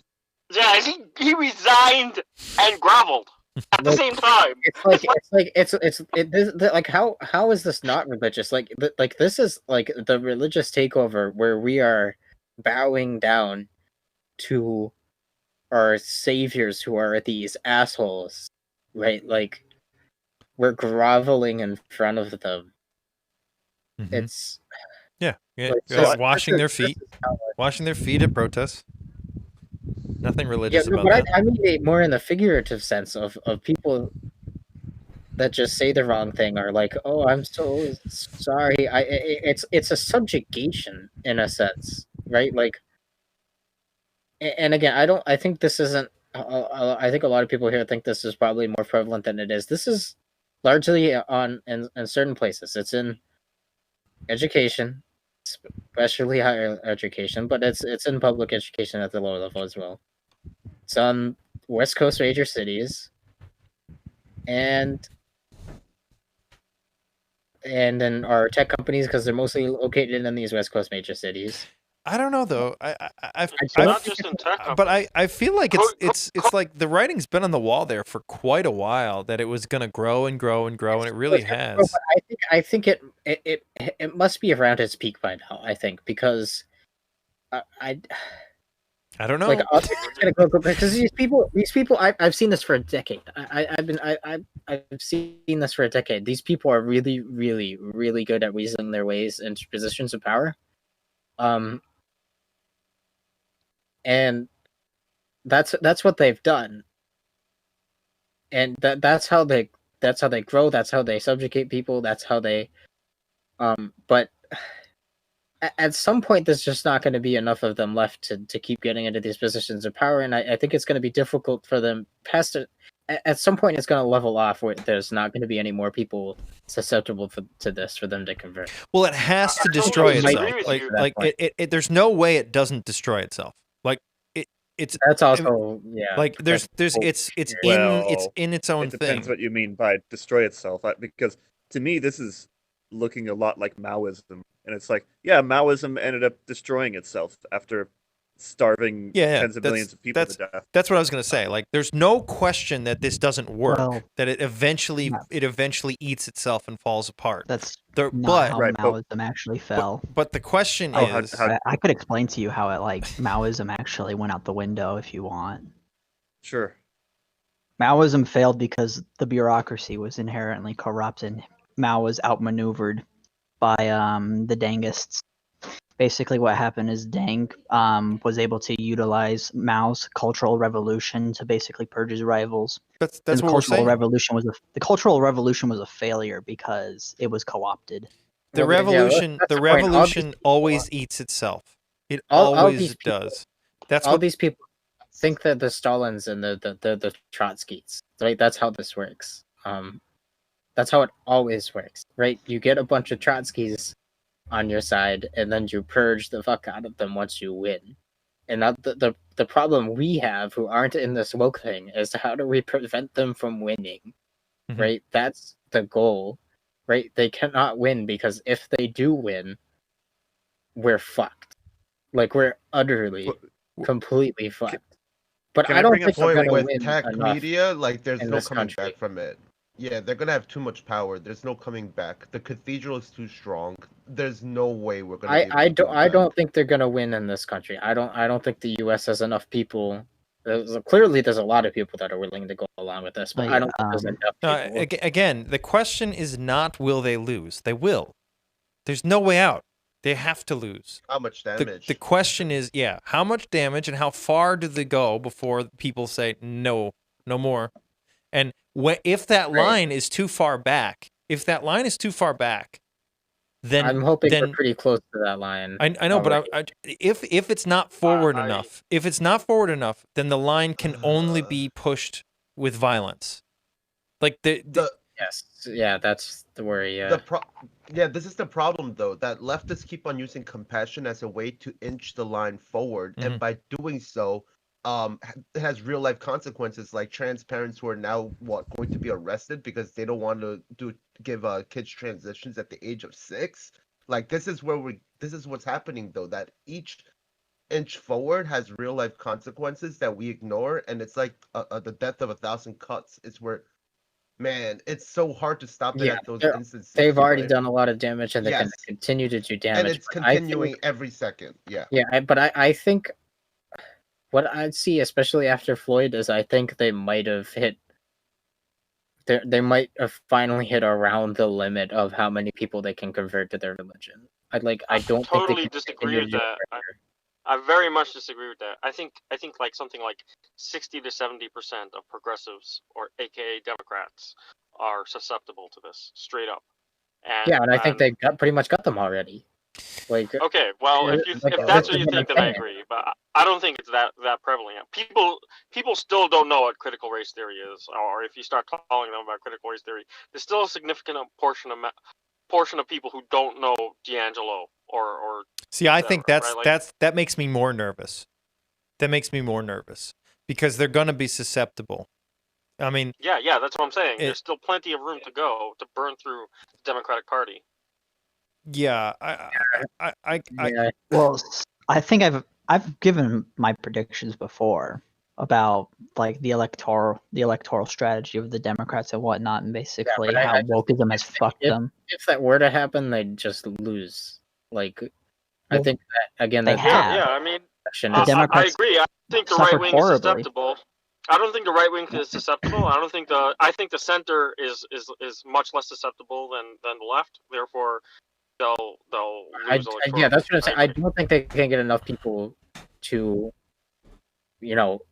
full. But they're already in right now, right? Like, like they're going to be appointed to administrative positions. I don't think they have enough people to actually overthrow our government, or maybe they don't need to. They don't overthrow. They don't need to have overthrow. Gum up the works. Yeah. Yes. They don't need to. That's not their goal. I mean, their goal is to just destroy everything. It's just to make everything useless as they are.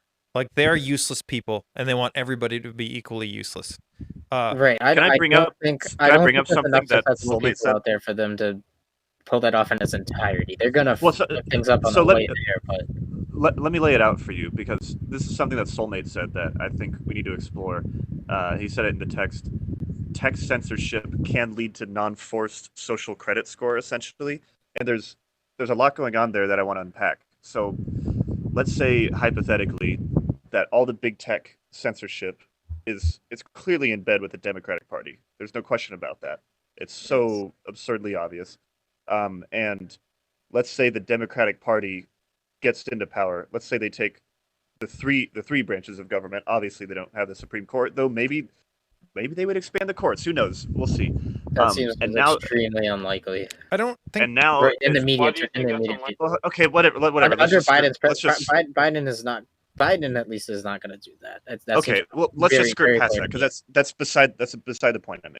So now we have all of our media in bed with the government, and they are going to actively help the government, and they will be censoring us. And what do we then have this sort of non-forced social credit score? Because to tie it back in with what you were saying, there aren't enough like woke people to make a difference, but all you need is a few of them working at Twitter and a few of them working at Facebook. I just want to say something. That whole idea there aren't enough has been said for 7 years. I remember in Gamergate, when Gamergate happened, it scared me.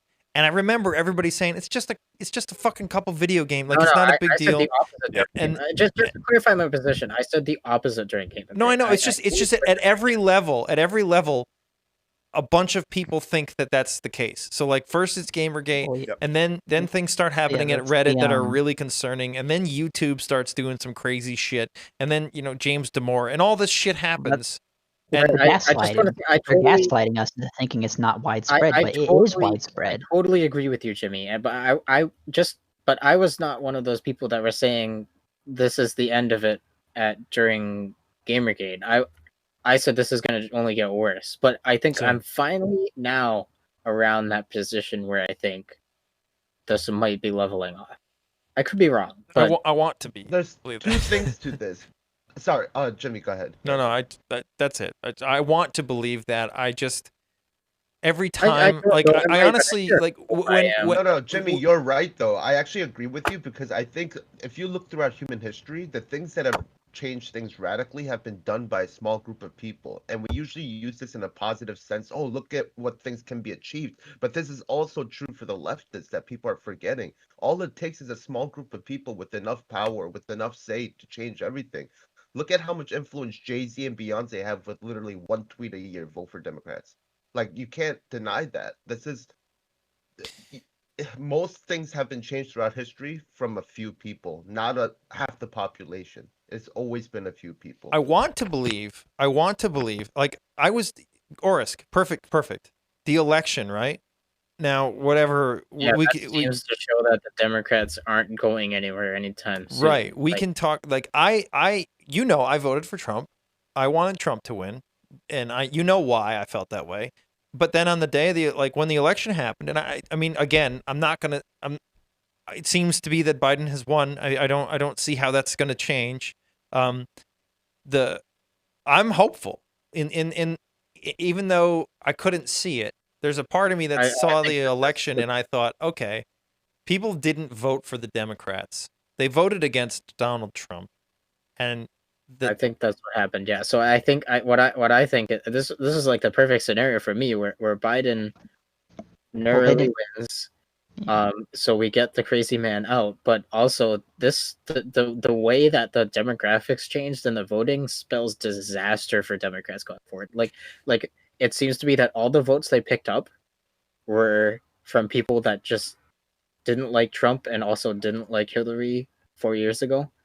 And it'll be the votes that they lost are permanent. They're never getting them back. It will be very interesting what happens in the first 100 days. Because I mean it matters what happens in Georgia too, but I expect the Republicans to win at least one seat there. So true. I hope so. I'll be very upset if the Republicans lose the Senate. I'd be very surprised if the Democrats won both seats, but if Republicans lose both seats, that puts us at 50-50. And also you saw on after election day quite a number of the elected Democratic senators speak up against wokeism. Because that's what I mean. That's what I mean by the first 100 days are going to be important. Because we'll see what happens. I'm curious to see. Here's my guess. Did you see there was one guy who threw absolute shade on AOC? Yeah, no. My guess here is that the Democrats and the Biden administration, their attitude is this is my fear. This is what I see happening. They're just going to say, we're going to do nothing. We're just going to let this whole thing do what it does. And when situations happen, we'll say something that sounds okay to the most amount of people. It doesn't really take a stance at all. And that concerns me because in my opinion, one of the things I wanted about Trump was that he's the type of person who's like going to say, no, fuck this. No, you're stupid. Or, he'll be funny about it. But I'm worried that the Biden administration won't do that. And worse, I'm worried that the whole the Democratic establishment will fall in line with that and say, all we got to do is just stay where we're at until we get to the midterms and then we can win. And I'm concerned about that. Like, I would love to see the midterms be a big shift, but only if it comes from a place. So what I've noticed the watching party that doesn't have the Democrats presidency talk, almost always wins in the midterms. The only exception to that is 2002, but that was right after, Yeah. So what I noticed in the, week after the election between the Democrats and like what they were saying about each other, what they were saying to each other, the leaked conversations and whatnot, is that a lot of like moderate liberal Democrats really fucking pissed off right now with all these wokeists, because I've said it before and I'll say it again. A lot of Republicans were able to run competitively and even take what should have been safe Democrat seats, and they were able to do that because the Obama coalition is fracturing. Because you've got Hispanics and Asians, coming out to vote for, who came out to vote for Republicans, who came out voting for Trump. And I think Jimmy is partially correct in when he says that, yes, people weren't voting for the Democrats. They voted against Trump, but they didn't vote against Trumpism. They voted against Trump himself. Yeah, the person. And what we're seeing is a lot of the people who are gaining seats are Trumpian. They come from the new wing of the Republican Party that has risen. And what's nerve-wracking to me is I don't see that. Like, the only new stuff on the Democrat side are people that I just don't want there at all. Look at like Spanberger or like Joe Manchin. They were really like railing against Warren because they were like, listen, you guys keep talking about socialism. You guys keep talking about like race and shit. It's fucking us in our elections. It's fucking us in our primaries. And all of these progressives, they've lost us seats that we should have gotten.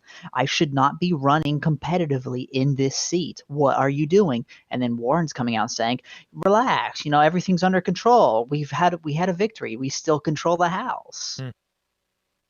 Yeah. Even though they lost 10 to 15 seats. And I think that their losses among minority voters are never coming back to them. Like, like I've when I was watching the first debate, I checked in, and on the Spanish channel that was hosting the debates, they had a poll, and it was like this 57% of LA Hispanics agreed that Trump won the debate.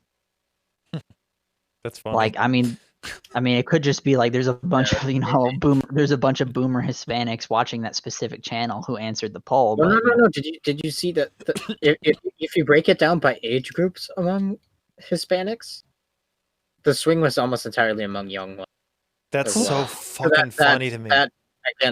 That literally this is the okay. What's even more shocking?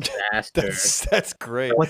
Something that's even more shocking. Orange County. So a bunch of seats over there flipped blue in 2018. In this election, the boomers kept voting Biden. Like, Orange County's like boomer white population, heavily Biden, heavy. All of the Hispanics and Asians that live there, they flipped multiple of the seats to Republicans, and that's where we just got part of the new wave of the minority Republicans that like people have been talking about, where we've got Asians, women, Hispanics that are GOP that are holding seats now. A good portion of them are in Orange County. We got like 6 minutes to 2 hours, so I just want to bring it back to free speech for a second, and then we'll just let the conversation go. Because I'm going to end the stream. Can I just say one more thing on that before you switch? Yeah, go for it. I also want to say mentioned this before in a conversation we had before, where even in addition to all this demographic shifts, also there was incredibly high turnout in this election, and that usually means good things for the Democratic Party, and it did not this time. Yeah, that's the best thing to me. That is my favorite thing. They lost ground on every front that would look bad. Like, I love it. It makes me so happy. It makes me so incredibly ground happy. on the white middle class, and they lost ground in everything else. Yeah. Okay. So I wanted to say, Sanjay in the chat said something interesting. He said, in France, people prefer using the word black for black people rather than using the French word noir, or I don't know how to say it in French. That's kind of interesting to me. That says a lot if you think about that. They call it the N-word. But that's really interesting in like perfectly said. You know, America does export a lot, right? It doesn't necessarily export materials very much anymore, but it exports culture. That's kind of interesting that you would have a country that doesn't speak English as their primary language using an English word. That's it's not that weird at all. Actually, here to connect that to the political conversation, one of the big things people hated about Trump was that people felt like he made us look bad in the world, right? And I understand that attitude. I understand that perspective. I think that wokeism makes us look worse. I think that kind of thing, the fact that is happening in other countries, that people are using the word black for black people, especially because I could be wrong, but I think in France, like, race is not like a thing. And I don't think it's like a big thing for them. I don't think like for them, maybe I'm wrong. If Sanjay wants to say something on that, I'll say whatever he said, but I think that's really weird. That says a lot about what the category really means. Noir sounds racist. Why? Like, why not? Like, that's really strange to me. Is it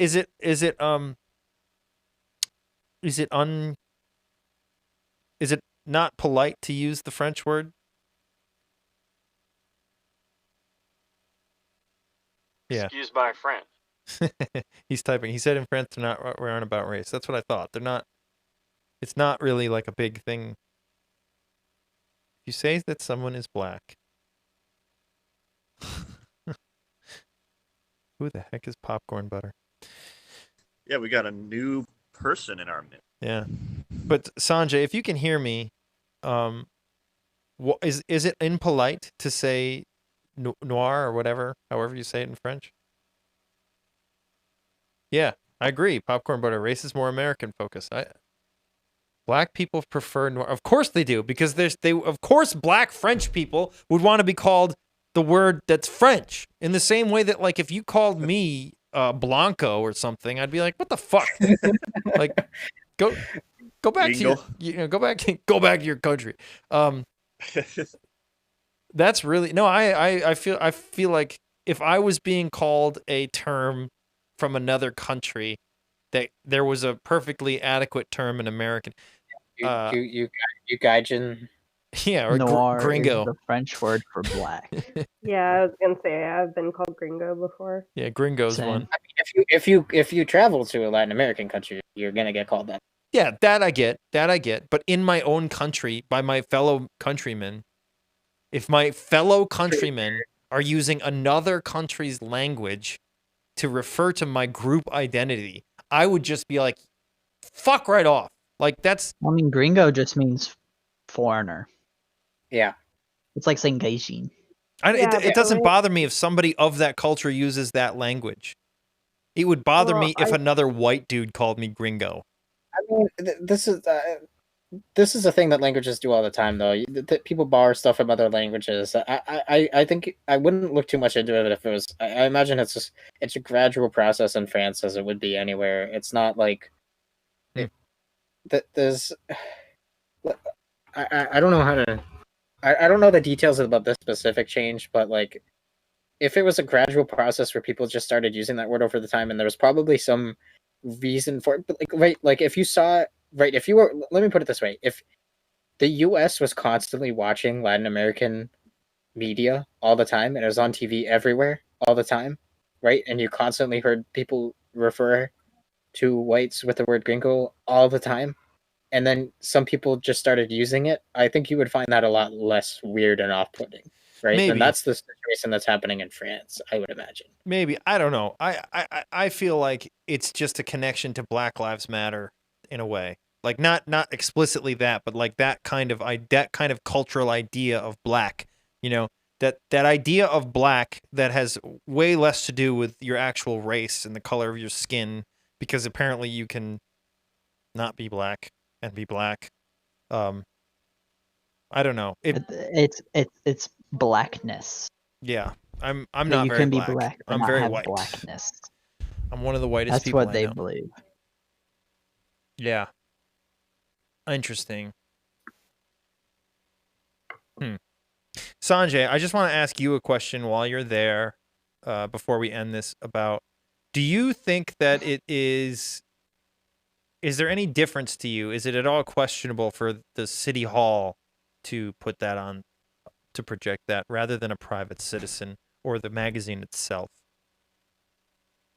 Because I can see the distinction between the two. I have a guess for what you're going to say. I think he said previously that they were all celebrating that they did that.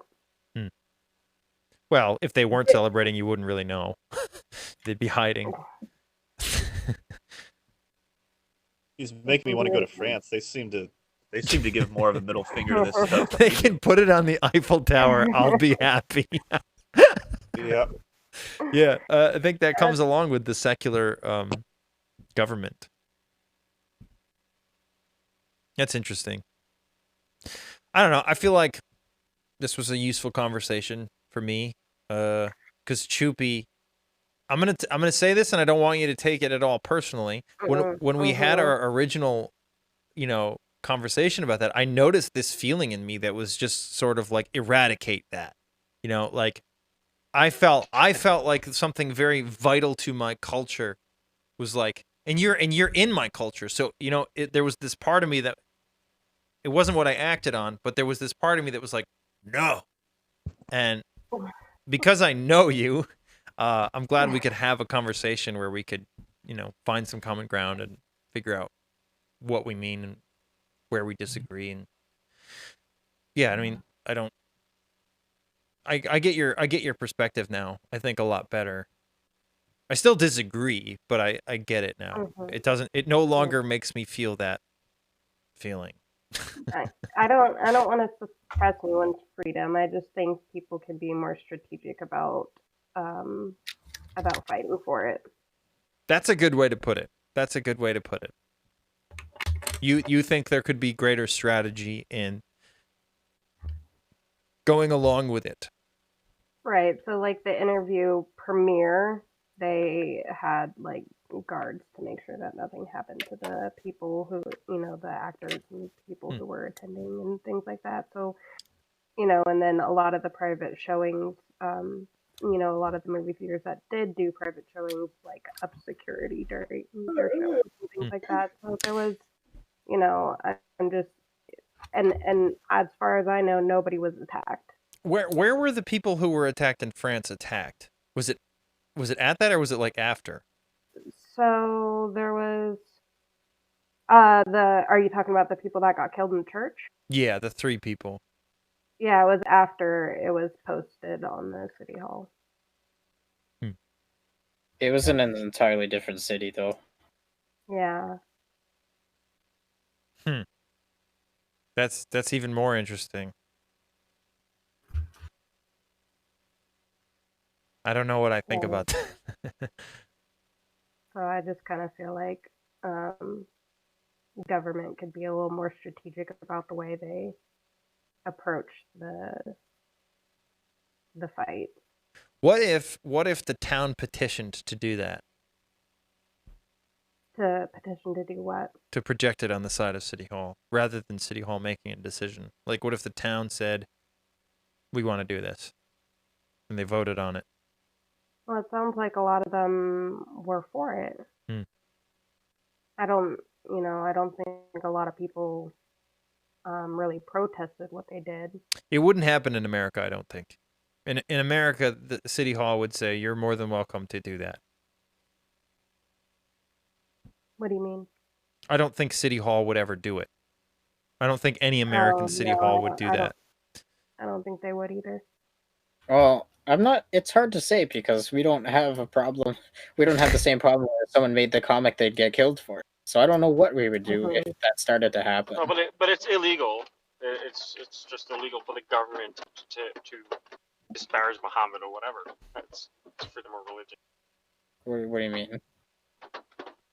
The government is not supposed to take sides, establish religion or against religion, right? So it's prohibited. I'm not sure that would fly in this case. Yeah.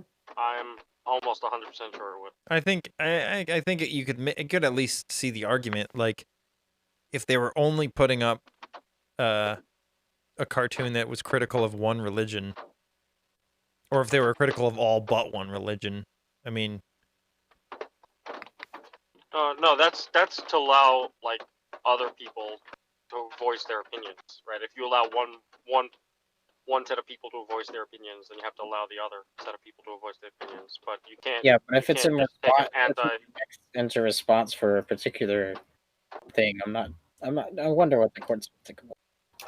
But the government can't say, "Oh, we don't like Christianity. Oh, we don't like." Right, Judaism. but that's not what this like necessarily says. It says there would be a response to a specific offense. So yeah, no, this would be literally literally posting cartoons that are belittling Muhammad, like. Right. But I think it's because it's in response to a specific thing. They could make that argument. Oh, we would do this if if the same thing happened and it was Jesus. Like so. Yeah, I'm not sure what the courts would decide on that. I think that would be up in the air. My intuition is that they would knock it down so fast that heads would be reeling. Yeah, I don't think they'd get away with it here. I think it depends on the jurisdiction and the court. I think I think it would be more likely that some court official would do it on his own property. Like, I could see that happening, and then get canceled. Then there'd be some debate about whether that's appropriate for a judge or not, and then the Supreme Court would, if it got to that point, would say people can do whatever they want in their private property. I would hope. Yeah. But public property does kind of change things, especially if it's City Hall. Okay, speaking of court decisions, this trial over in Seattle is going to be an interesting one. Which one? The one where businesses are doing a class action lawsuit against the city for the chop zone. Nice. God. Yeah, it's going to be real interesting. It's pretty unprecedented, this kind of lawsuit. So no one really knows if it's going to work or not. It's not a situation that's really ever been brought to the courts before. There is precedent for if the police are negligent and stopping crime, you can't sue them for that. But they have a lot of good arguments that the city went beyond just negligence in supporting these protests, so they might actually have a good case. It's pretty unprecedented, and I'm interested to see where it goes. I am too. I hope. I mean, wasn't the state attorney general literally like carrying water for them illegally? Yeah. That's what I'm saying. They have a case because it goes beyond just normal police negligence, and it's like they were voicing support for the destruction of their businesses, and they were actually giving the protesters equipment and stuff. Apparently the government of Seattle actually gave the protesters barricades. The fuck? Literally, straight up, they gave the protesters barricades. You gave them the ability to keep the police out? They gave them the ability to keep anyone out. So basically, these businesses that are filing this lawsuit can claim the government gave them the barricades that prevented me from operating my business. So the city is responsible. Or just put me at risk. Support bars? Wouldn't that actually also support bars like sedition type thing, right? Like if Chop or Chaz was seditious, which it seems like it was, it's an autonomous zone, right? And the government supported them. That's like, I don't know. That's crazy. It's interesting. This case is pretty much unprecedented. There's never been a case like this in U.S. law ever before. I think it's funny how not autonomous they are because they need the government to give them barricades and shit. Not very autonomous. It's really this case is basically entirely unprecedented. No one has any idea how it's gonna go at this point. Really, from what I've been listening to, like the legal people on it. I hope they burn. What do you think about the thing with AOC calling for like a list of Trump supporters? She's an idiot and will just continue to be one. And I hope she does it. I hope she does it and she goes to jail for it. Like you can't do that. What? So you cannot create a registry. Already have a list of all the donors of Trump donors, but they got smart because once they got exposed, they made it for both Democrats and Trump people. But they already know that Republicans are less likely to do anything about it, so they're using that as an excuse to allow Trump donors' addresses and names to be on a map. Essentially, they should go to jail for that. Republicans are less likely to do stuff about it. Have they ever heard of 4chan? No, they should go to jail for that. Well, yeah, they're gonna. They should go for 100%. Like, somebody is gonna get killed. Like, they tried to. I remember. I don't think there's any legal precedent for doxing being illegal, even by. I think it is. Even by an elected official. A registry is different, though. Like, it's different in New York State when the SAFE Act happened, which is fucking stupid. This group started putting people's, I forget how they had like a website where you could look up what neighbors had guns. Like that's different because a gun registry is illegal. That sounds unconstitutional. Yeah. It was. They got in a lot of trouble. But I feel like what she's doing should also be unconstitutional.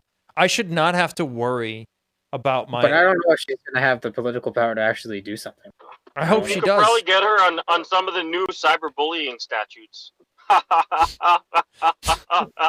I was just like, oh my god. But I mean, there were a lot of Democrats that were like calling her out after the election. There was that one guy who threw a bunch of shade on her. Like she's done so much for this party by winning a primary, a competitive primary. She's the left's McCarthy. Shade. Yeah. Who's the left's McCarthy? AOC. Yeah, she's got the list. Well, except a woman can't. They need 4 women to do the job of one man, so they got a squad. I know,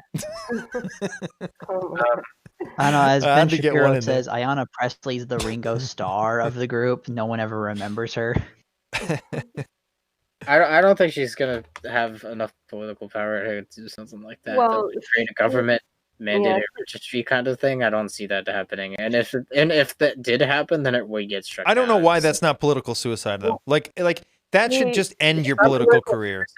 She probably elected in the bluest freaking district in the country. Like AOC was elected without competition. Yeah, again, it's one of the bluest districts in the country. Like, they're gonna elect some wokest. Yeah, she deleted that tweet almost immediately after. Oh, really? I didn't even know that.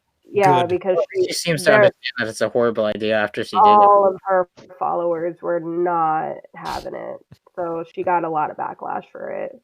I guess I don't get like I am friends with a lot of people who are more progressive. Why is she so popular? I don't. She's young, she's pretty, and she says like democratic socialist things, and is like she's kind of like young Bernie with less of a filter. It's because she's hot. There you go. I'm sorry. I can't see her as attractive. She's ugly as fuck to me. Chris asked what tweet. She tweeted about how did she phrase it? It summed up to basically a witch hunt. I'm gonna read it. Yeah. No, the woke people love to do witch hunts. That's the thing. Just if you can find it, Choopy. It says, is anyone archiving these Trump sycophants so for when they try to downplay or deny their complicity in the future? I foresee decent probability of many deleted tweets, writings, photos in the future. LOL at the party of personal responsibility, being upset at the idea of being responsible for their behavior over the last 4 years. See, as And far then- as I'm concerned, that is a violation of free speech because she's using her speech to violate other people's rights. She tacitly endorsed the actually no, she outright endorsed the Trump Accountability Project, which was also in her mentions. And that is quite literally a list where it's just got like thousands of names on it, and they even linked to a website that shows everyone who's ever donated to the Trump campaign at $25 or $50 or more. It sounds like we're almost done. I'm gonna got some other stuff to do. So yeah, I gotta end this pretty soon. Chris, were you gonna say something? You started talking. I think I saw this tweet before. I just didn't understand what she was saying. Like, what would conservatives that try to downplay or deny their complicity in the future? What is she referring to right there? She basically wants to call out anybody who supported Trump and hold them accountable. What does that even mean? It means that it should be, if send them to the gulag. Yeah, like fire them. Re-education camps, denazification, but for Trump supporters. I want to know how many of your company supported Trump. For jobs, okay. To get employers to blacklist for jobs. Yeah, pretty much. Just kind of wants to oust everybody. Yeah, I want to know. Differ from hers. Which corporation do I need to protest online? Because they have too many Trump supporters working for them. And how long until you fire them so I can stop? How many Trump supporters are you allowed to have on? Yeah. But look, this thing is a bifurcation. Before it's suppression of the minority. Cut off her tongue. All right, guys, see ya. That was too much. And she said, LOL at the party, personal responsibility for being upset at the party of being responsible for their behavior. What? She's responding to her own tweet. I just wish she could write a coherent sentence. That'd be like an excellent start. I mean, she's very much a millennial. I'm never fucking going to be you in my life. Yeah. Cody responded, and he's right. Shit like that emboldens the crap out of the right. It's true. You see that, and I feel Republican. I mean, I feel like also the lefts are going to create more racists now with all the behavior that they're exhibiting, because it's going to make a lot of center-right people think more racist thoughts because of all the things that they're seeing that justifies what racists say, essentially, right? Well, it makes more center-left people that too. Yeah, same. The Proud Boys. Yep. So the Proud Boys have recently ousted their CEO, I guess, whatever it's called, and they've replaced them with an actual neo-Nazi, because all right, you know what, we're fucking tired of doing all of this stuff. If we're gonna be called Nazis, we might as well be. There's a big fight about it. In their internal memos and group chats and whatnot. Is the live stream still going? Yeah, I can stop it though. What? Yeah, Judy's got some tea to spill. No, I don't. I was just curious. I don't. Speaking of that new Nazi leader, let me tell you.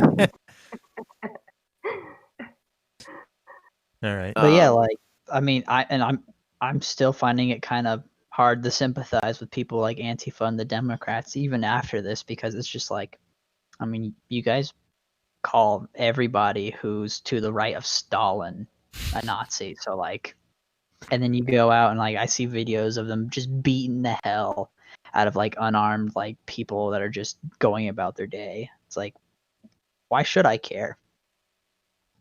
Whether or not the Proud Boys are actually dedicated Nazis or not, they're out there and they're beating the shit out of people who are beating up innocents. Yeah, I just sounds see like Robin Hood to me. I just see them as a reaction to Antifa. That's literally it. I never I only saw them after Antifa. I mean, it doesn't like justify their actions necessarily, but like if Antifa wasn't around, like would you have Proud Boys? And then I haven't seen like, I mean, I guess their old leader was like a huge troll, but I mean that doesn't look good at all. I don't know why the hell you would like. Gavin McInnes formed it specifically to combat Antifa, like harassing and attacking like moderate conservative speakers. Like their first appearance was to defend Ben Shapiro. Cool. So are you needing to like outro the live stream, or have you already ended it? No, I can. All right. That was pretty good. Have a good one, guys. See you later. Take care.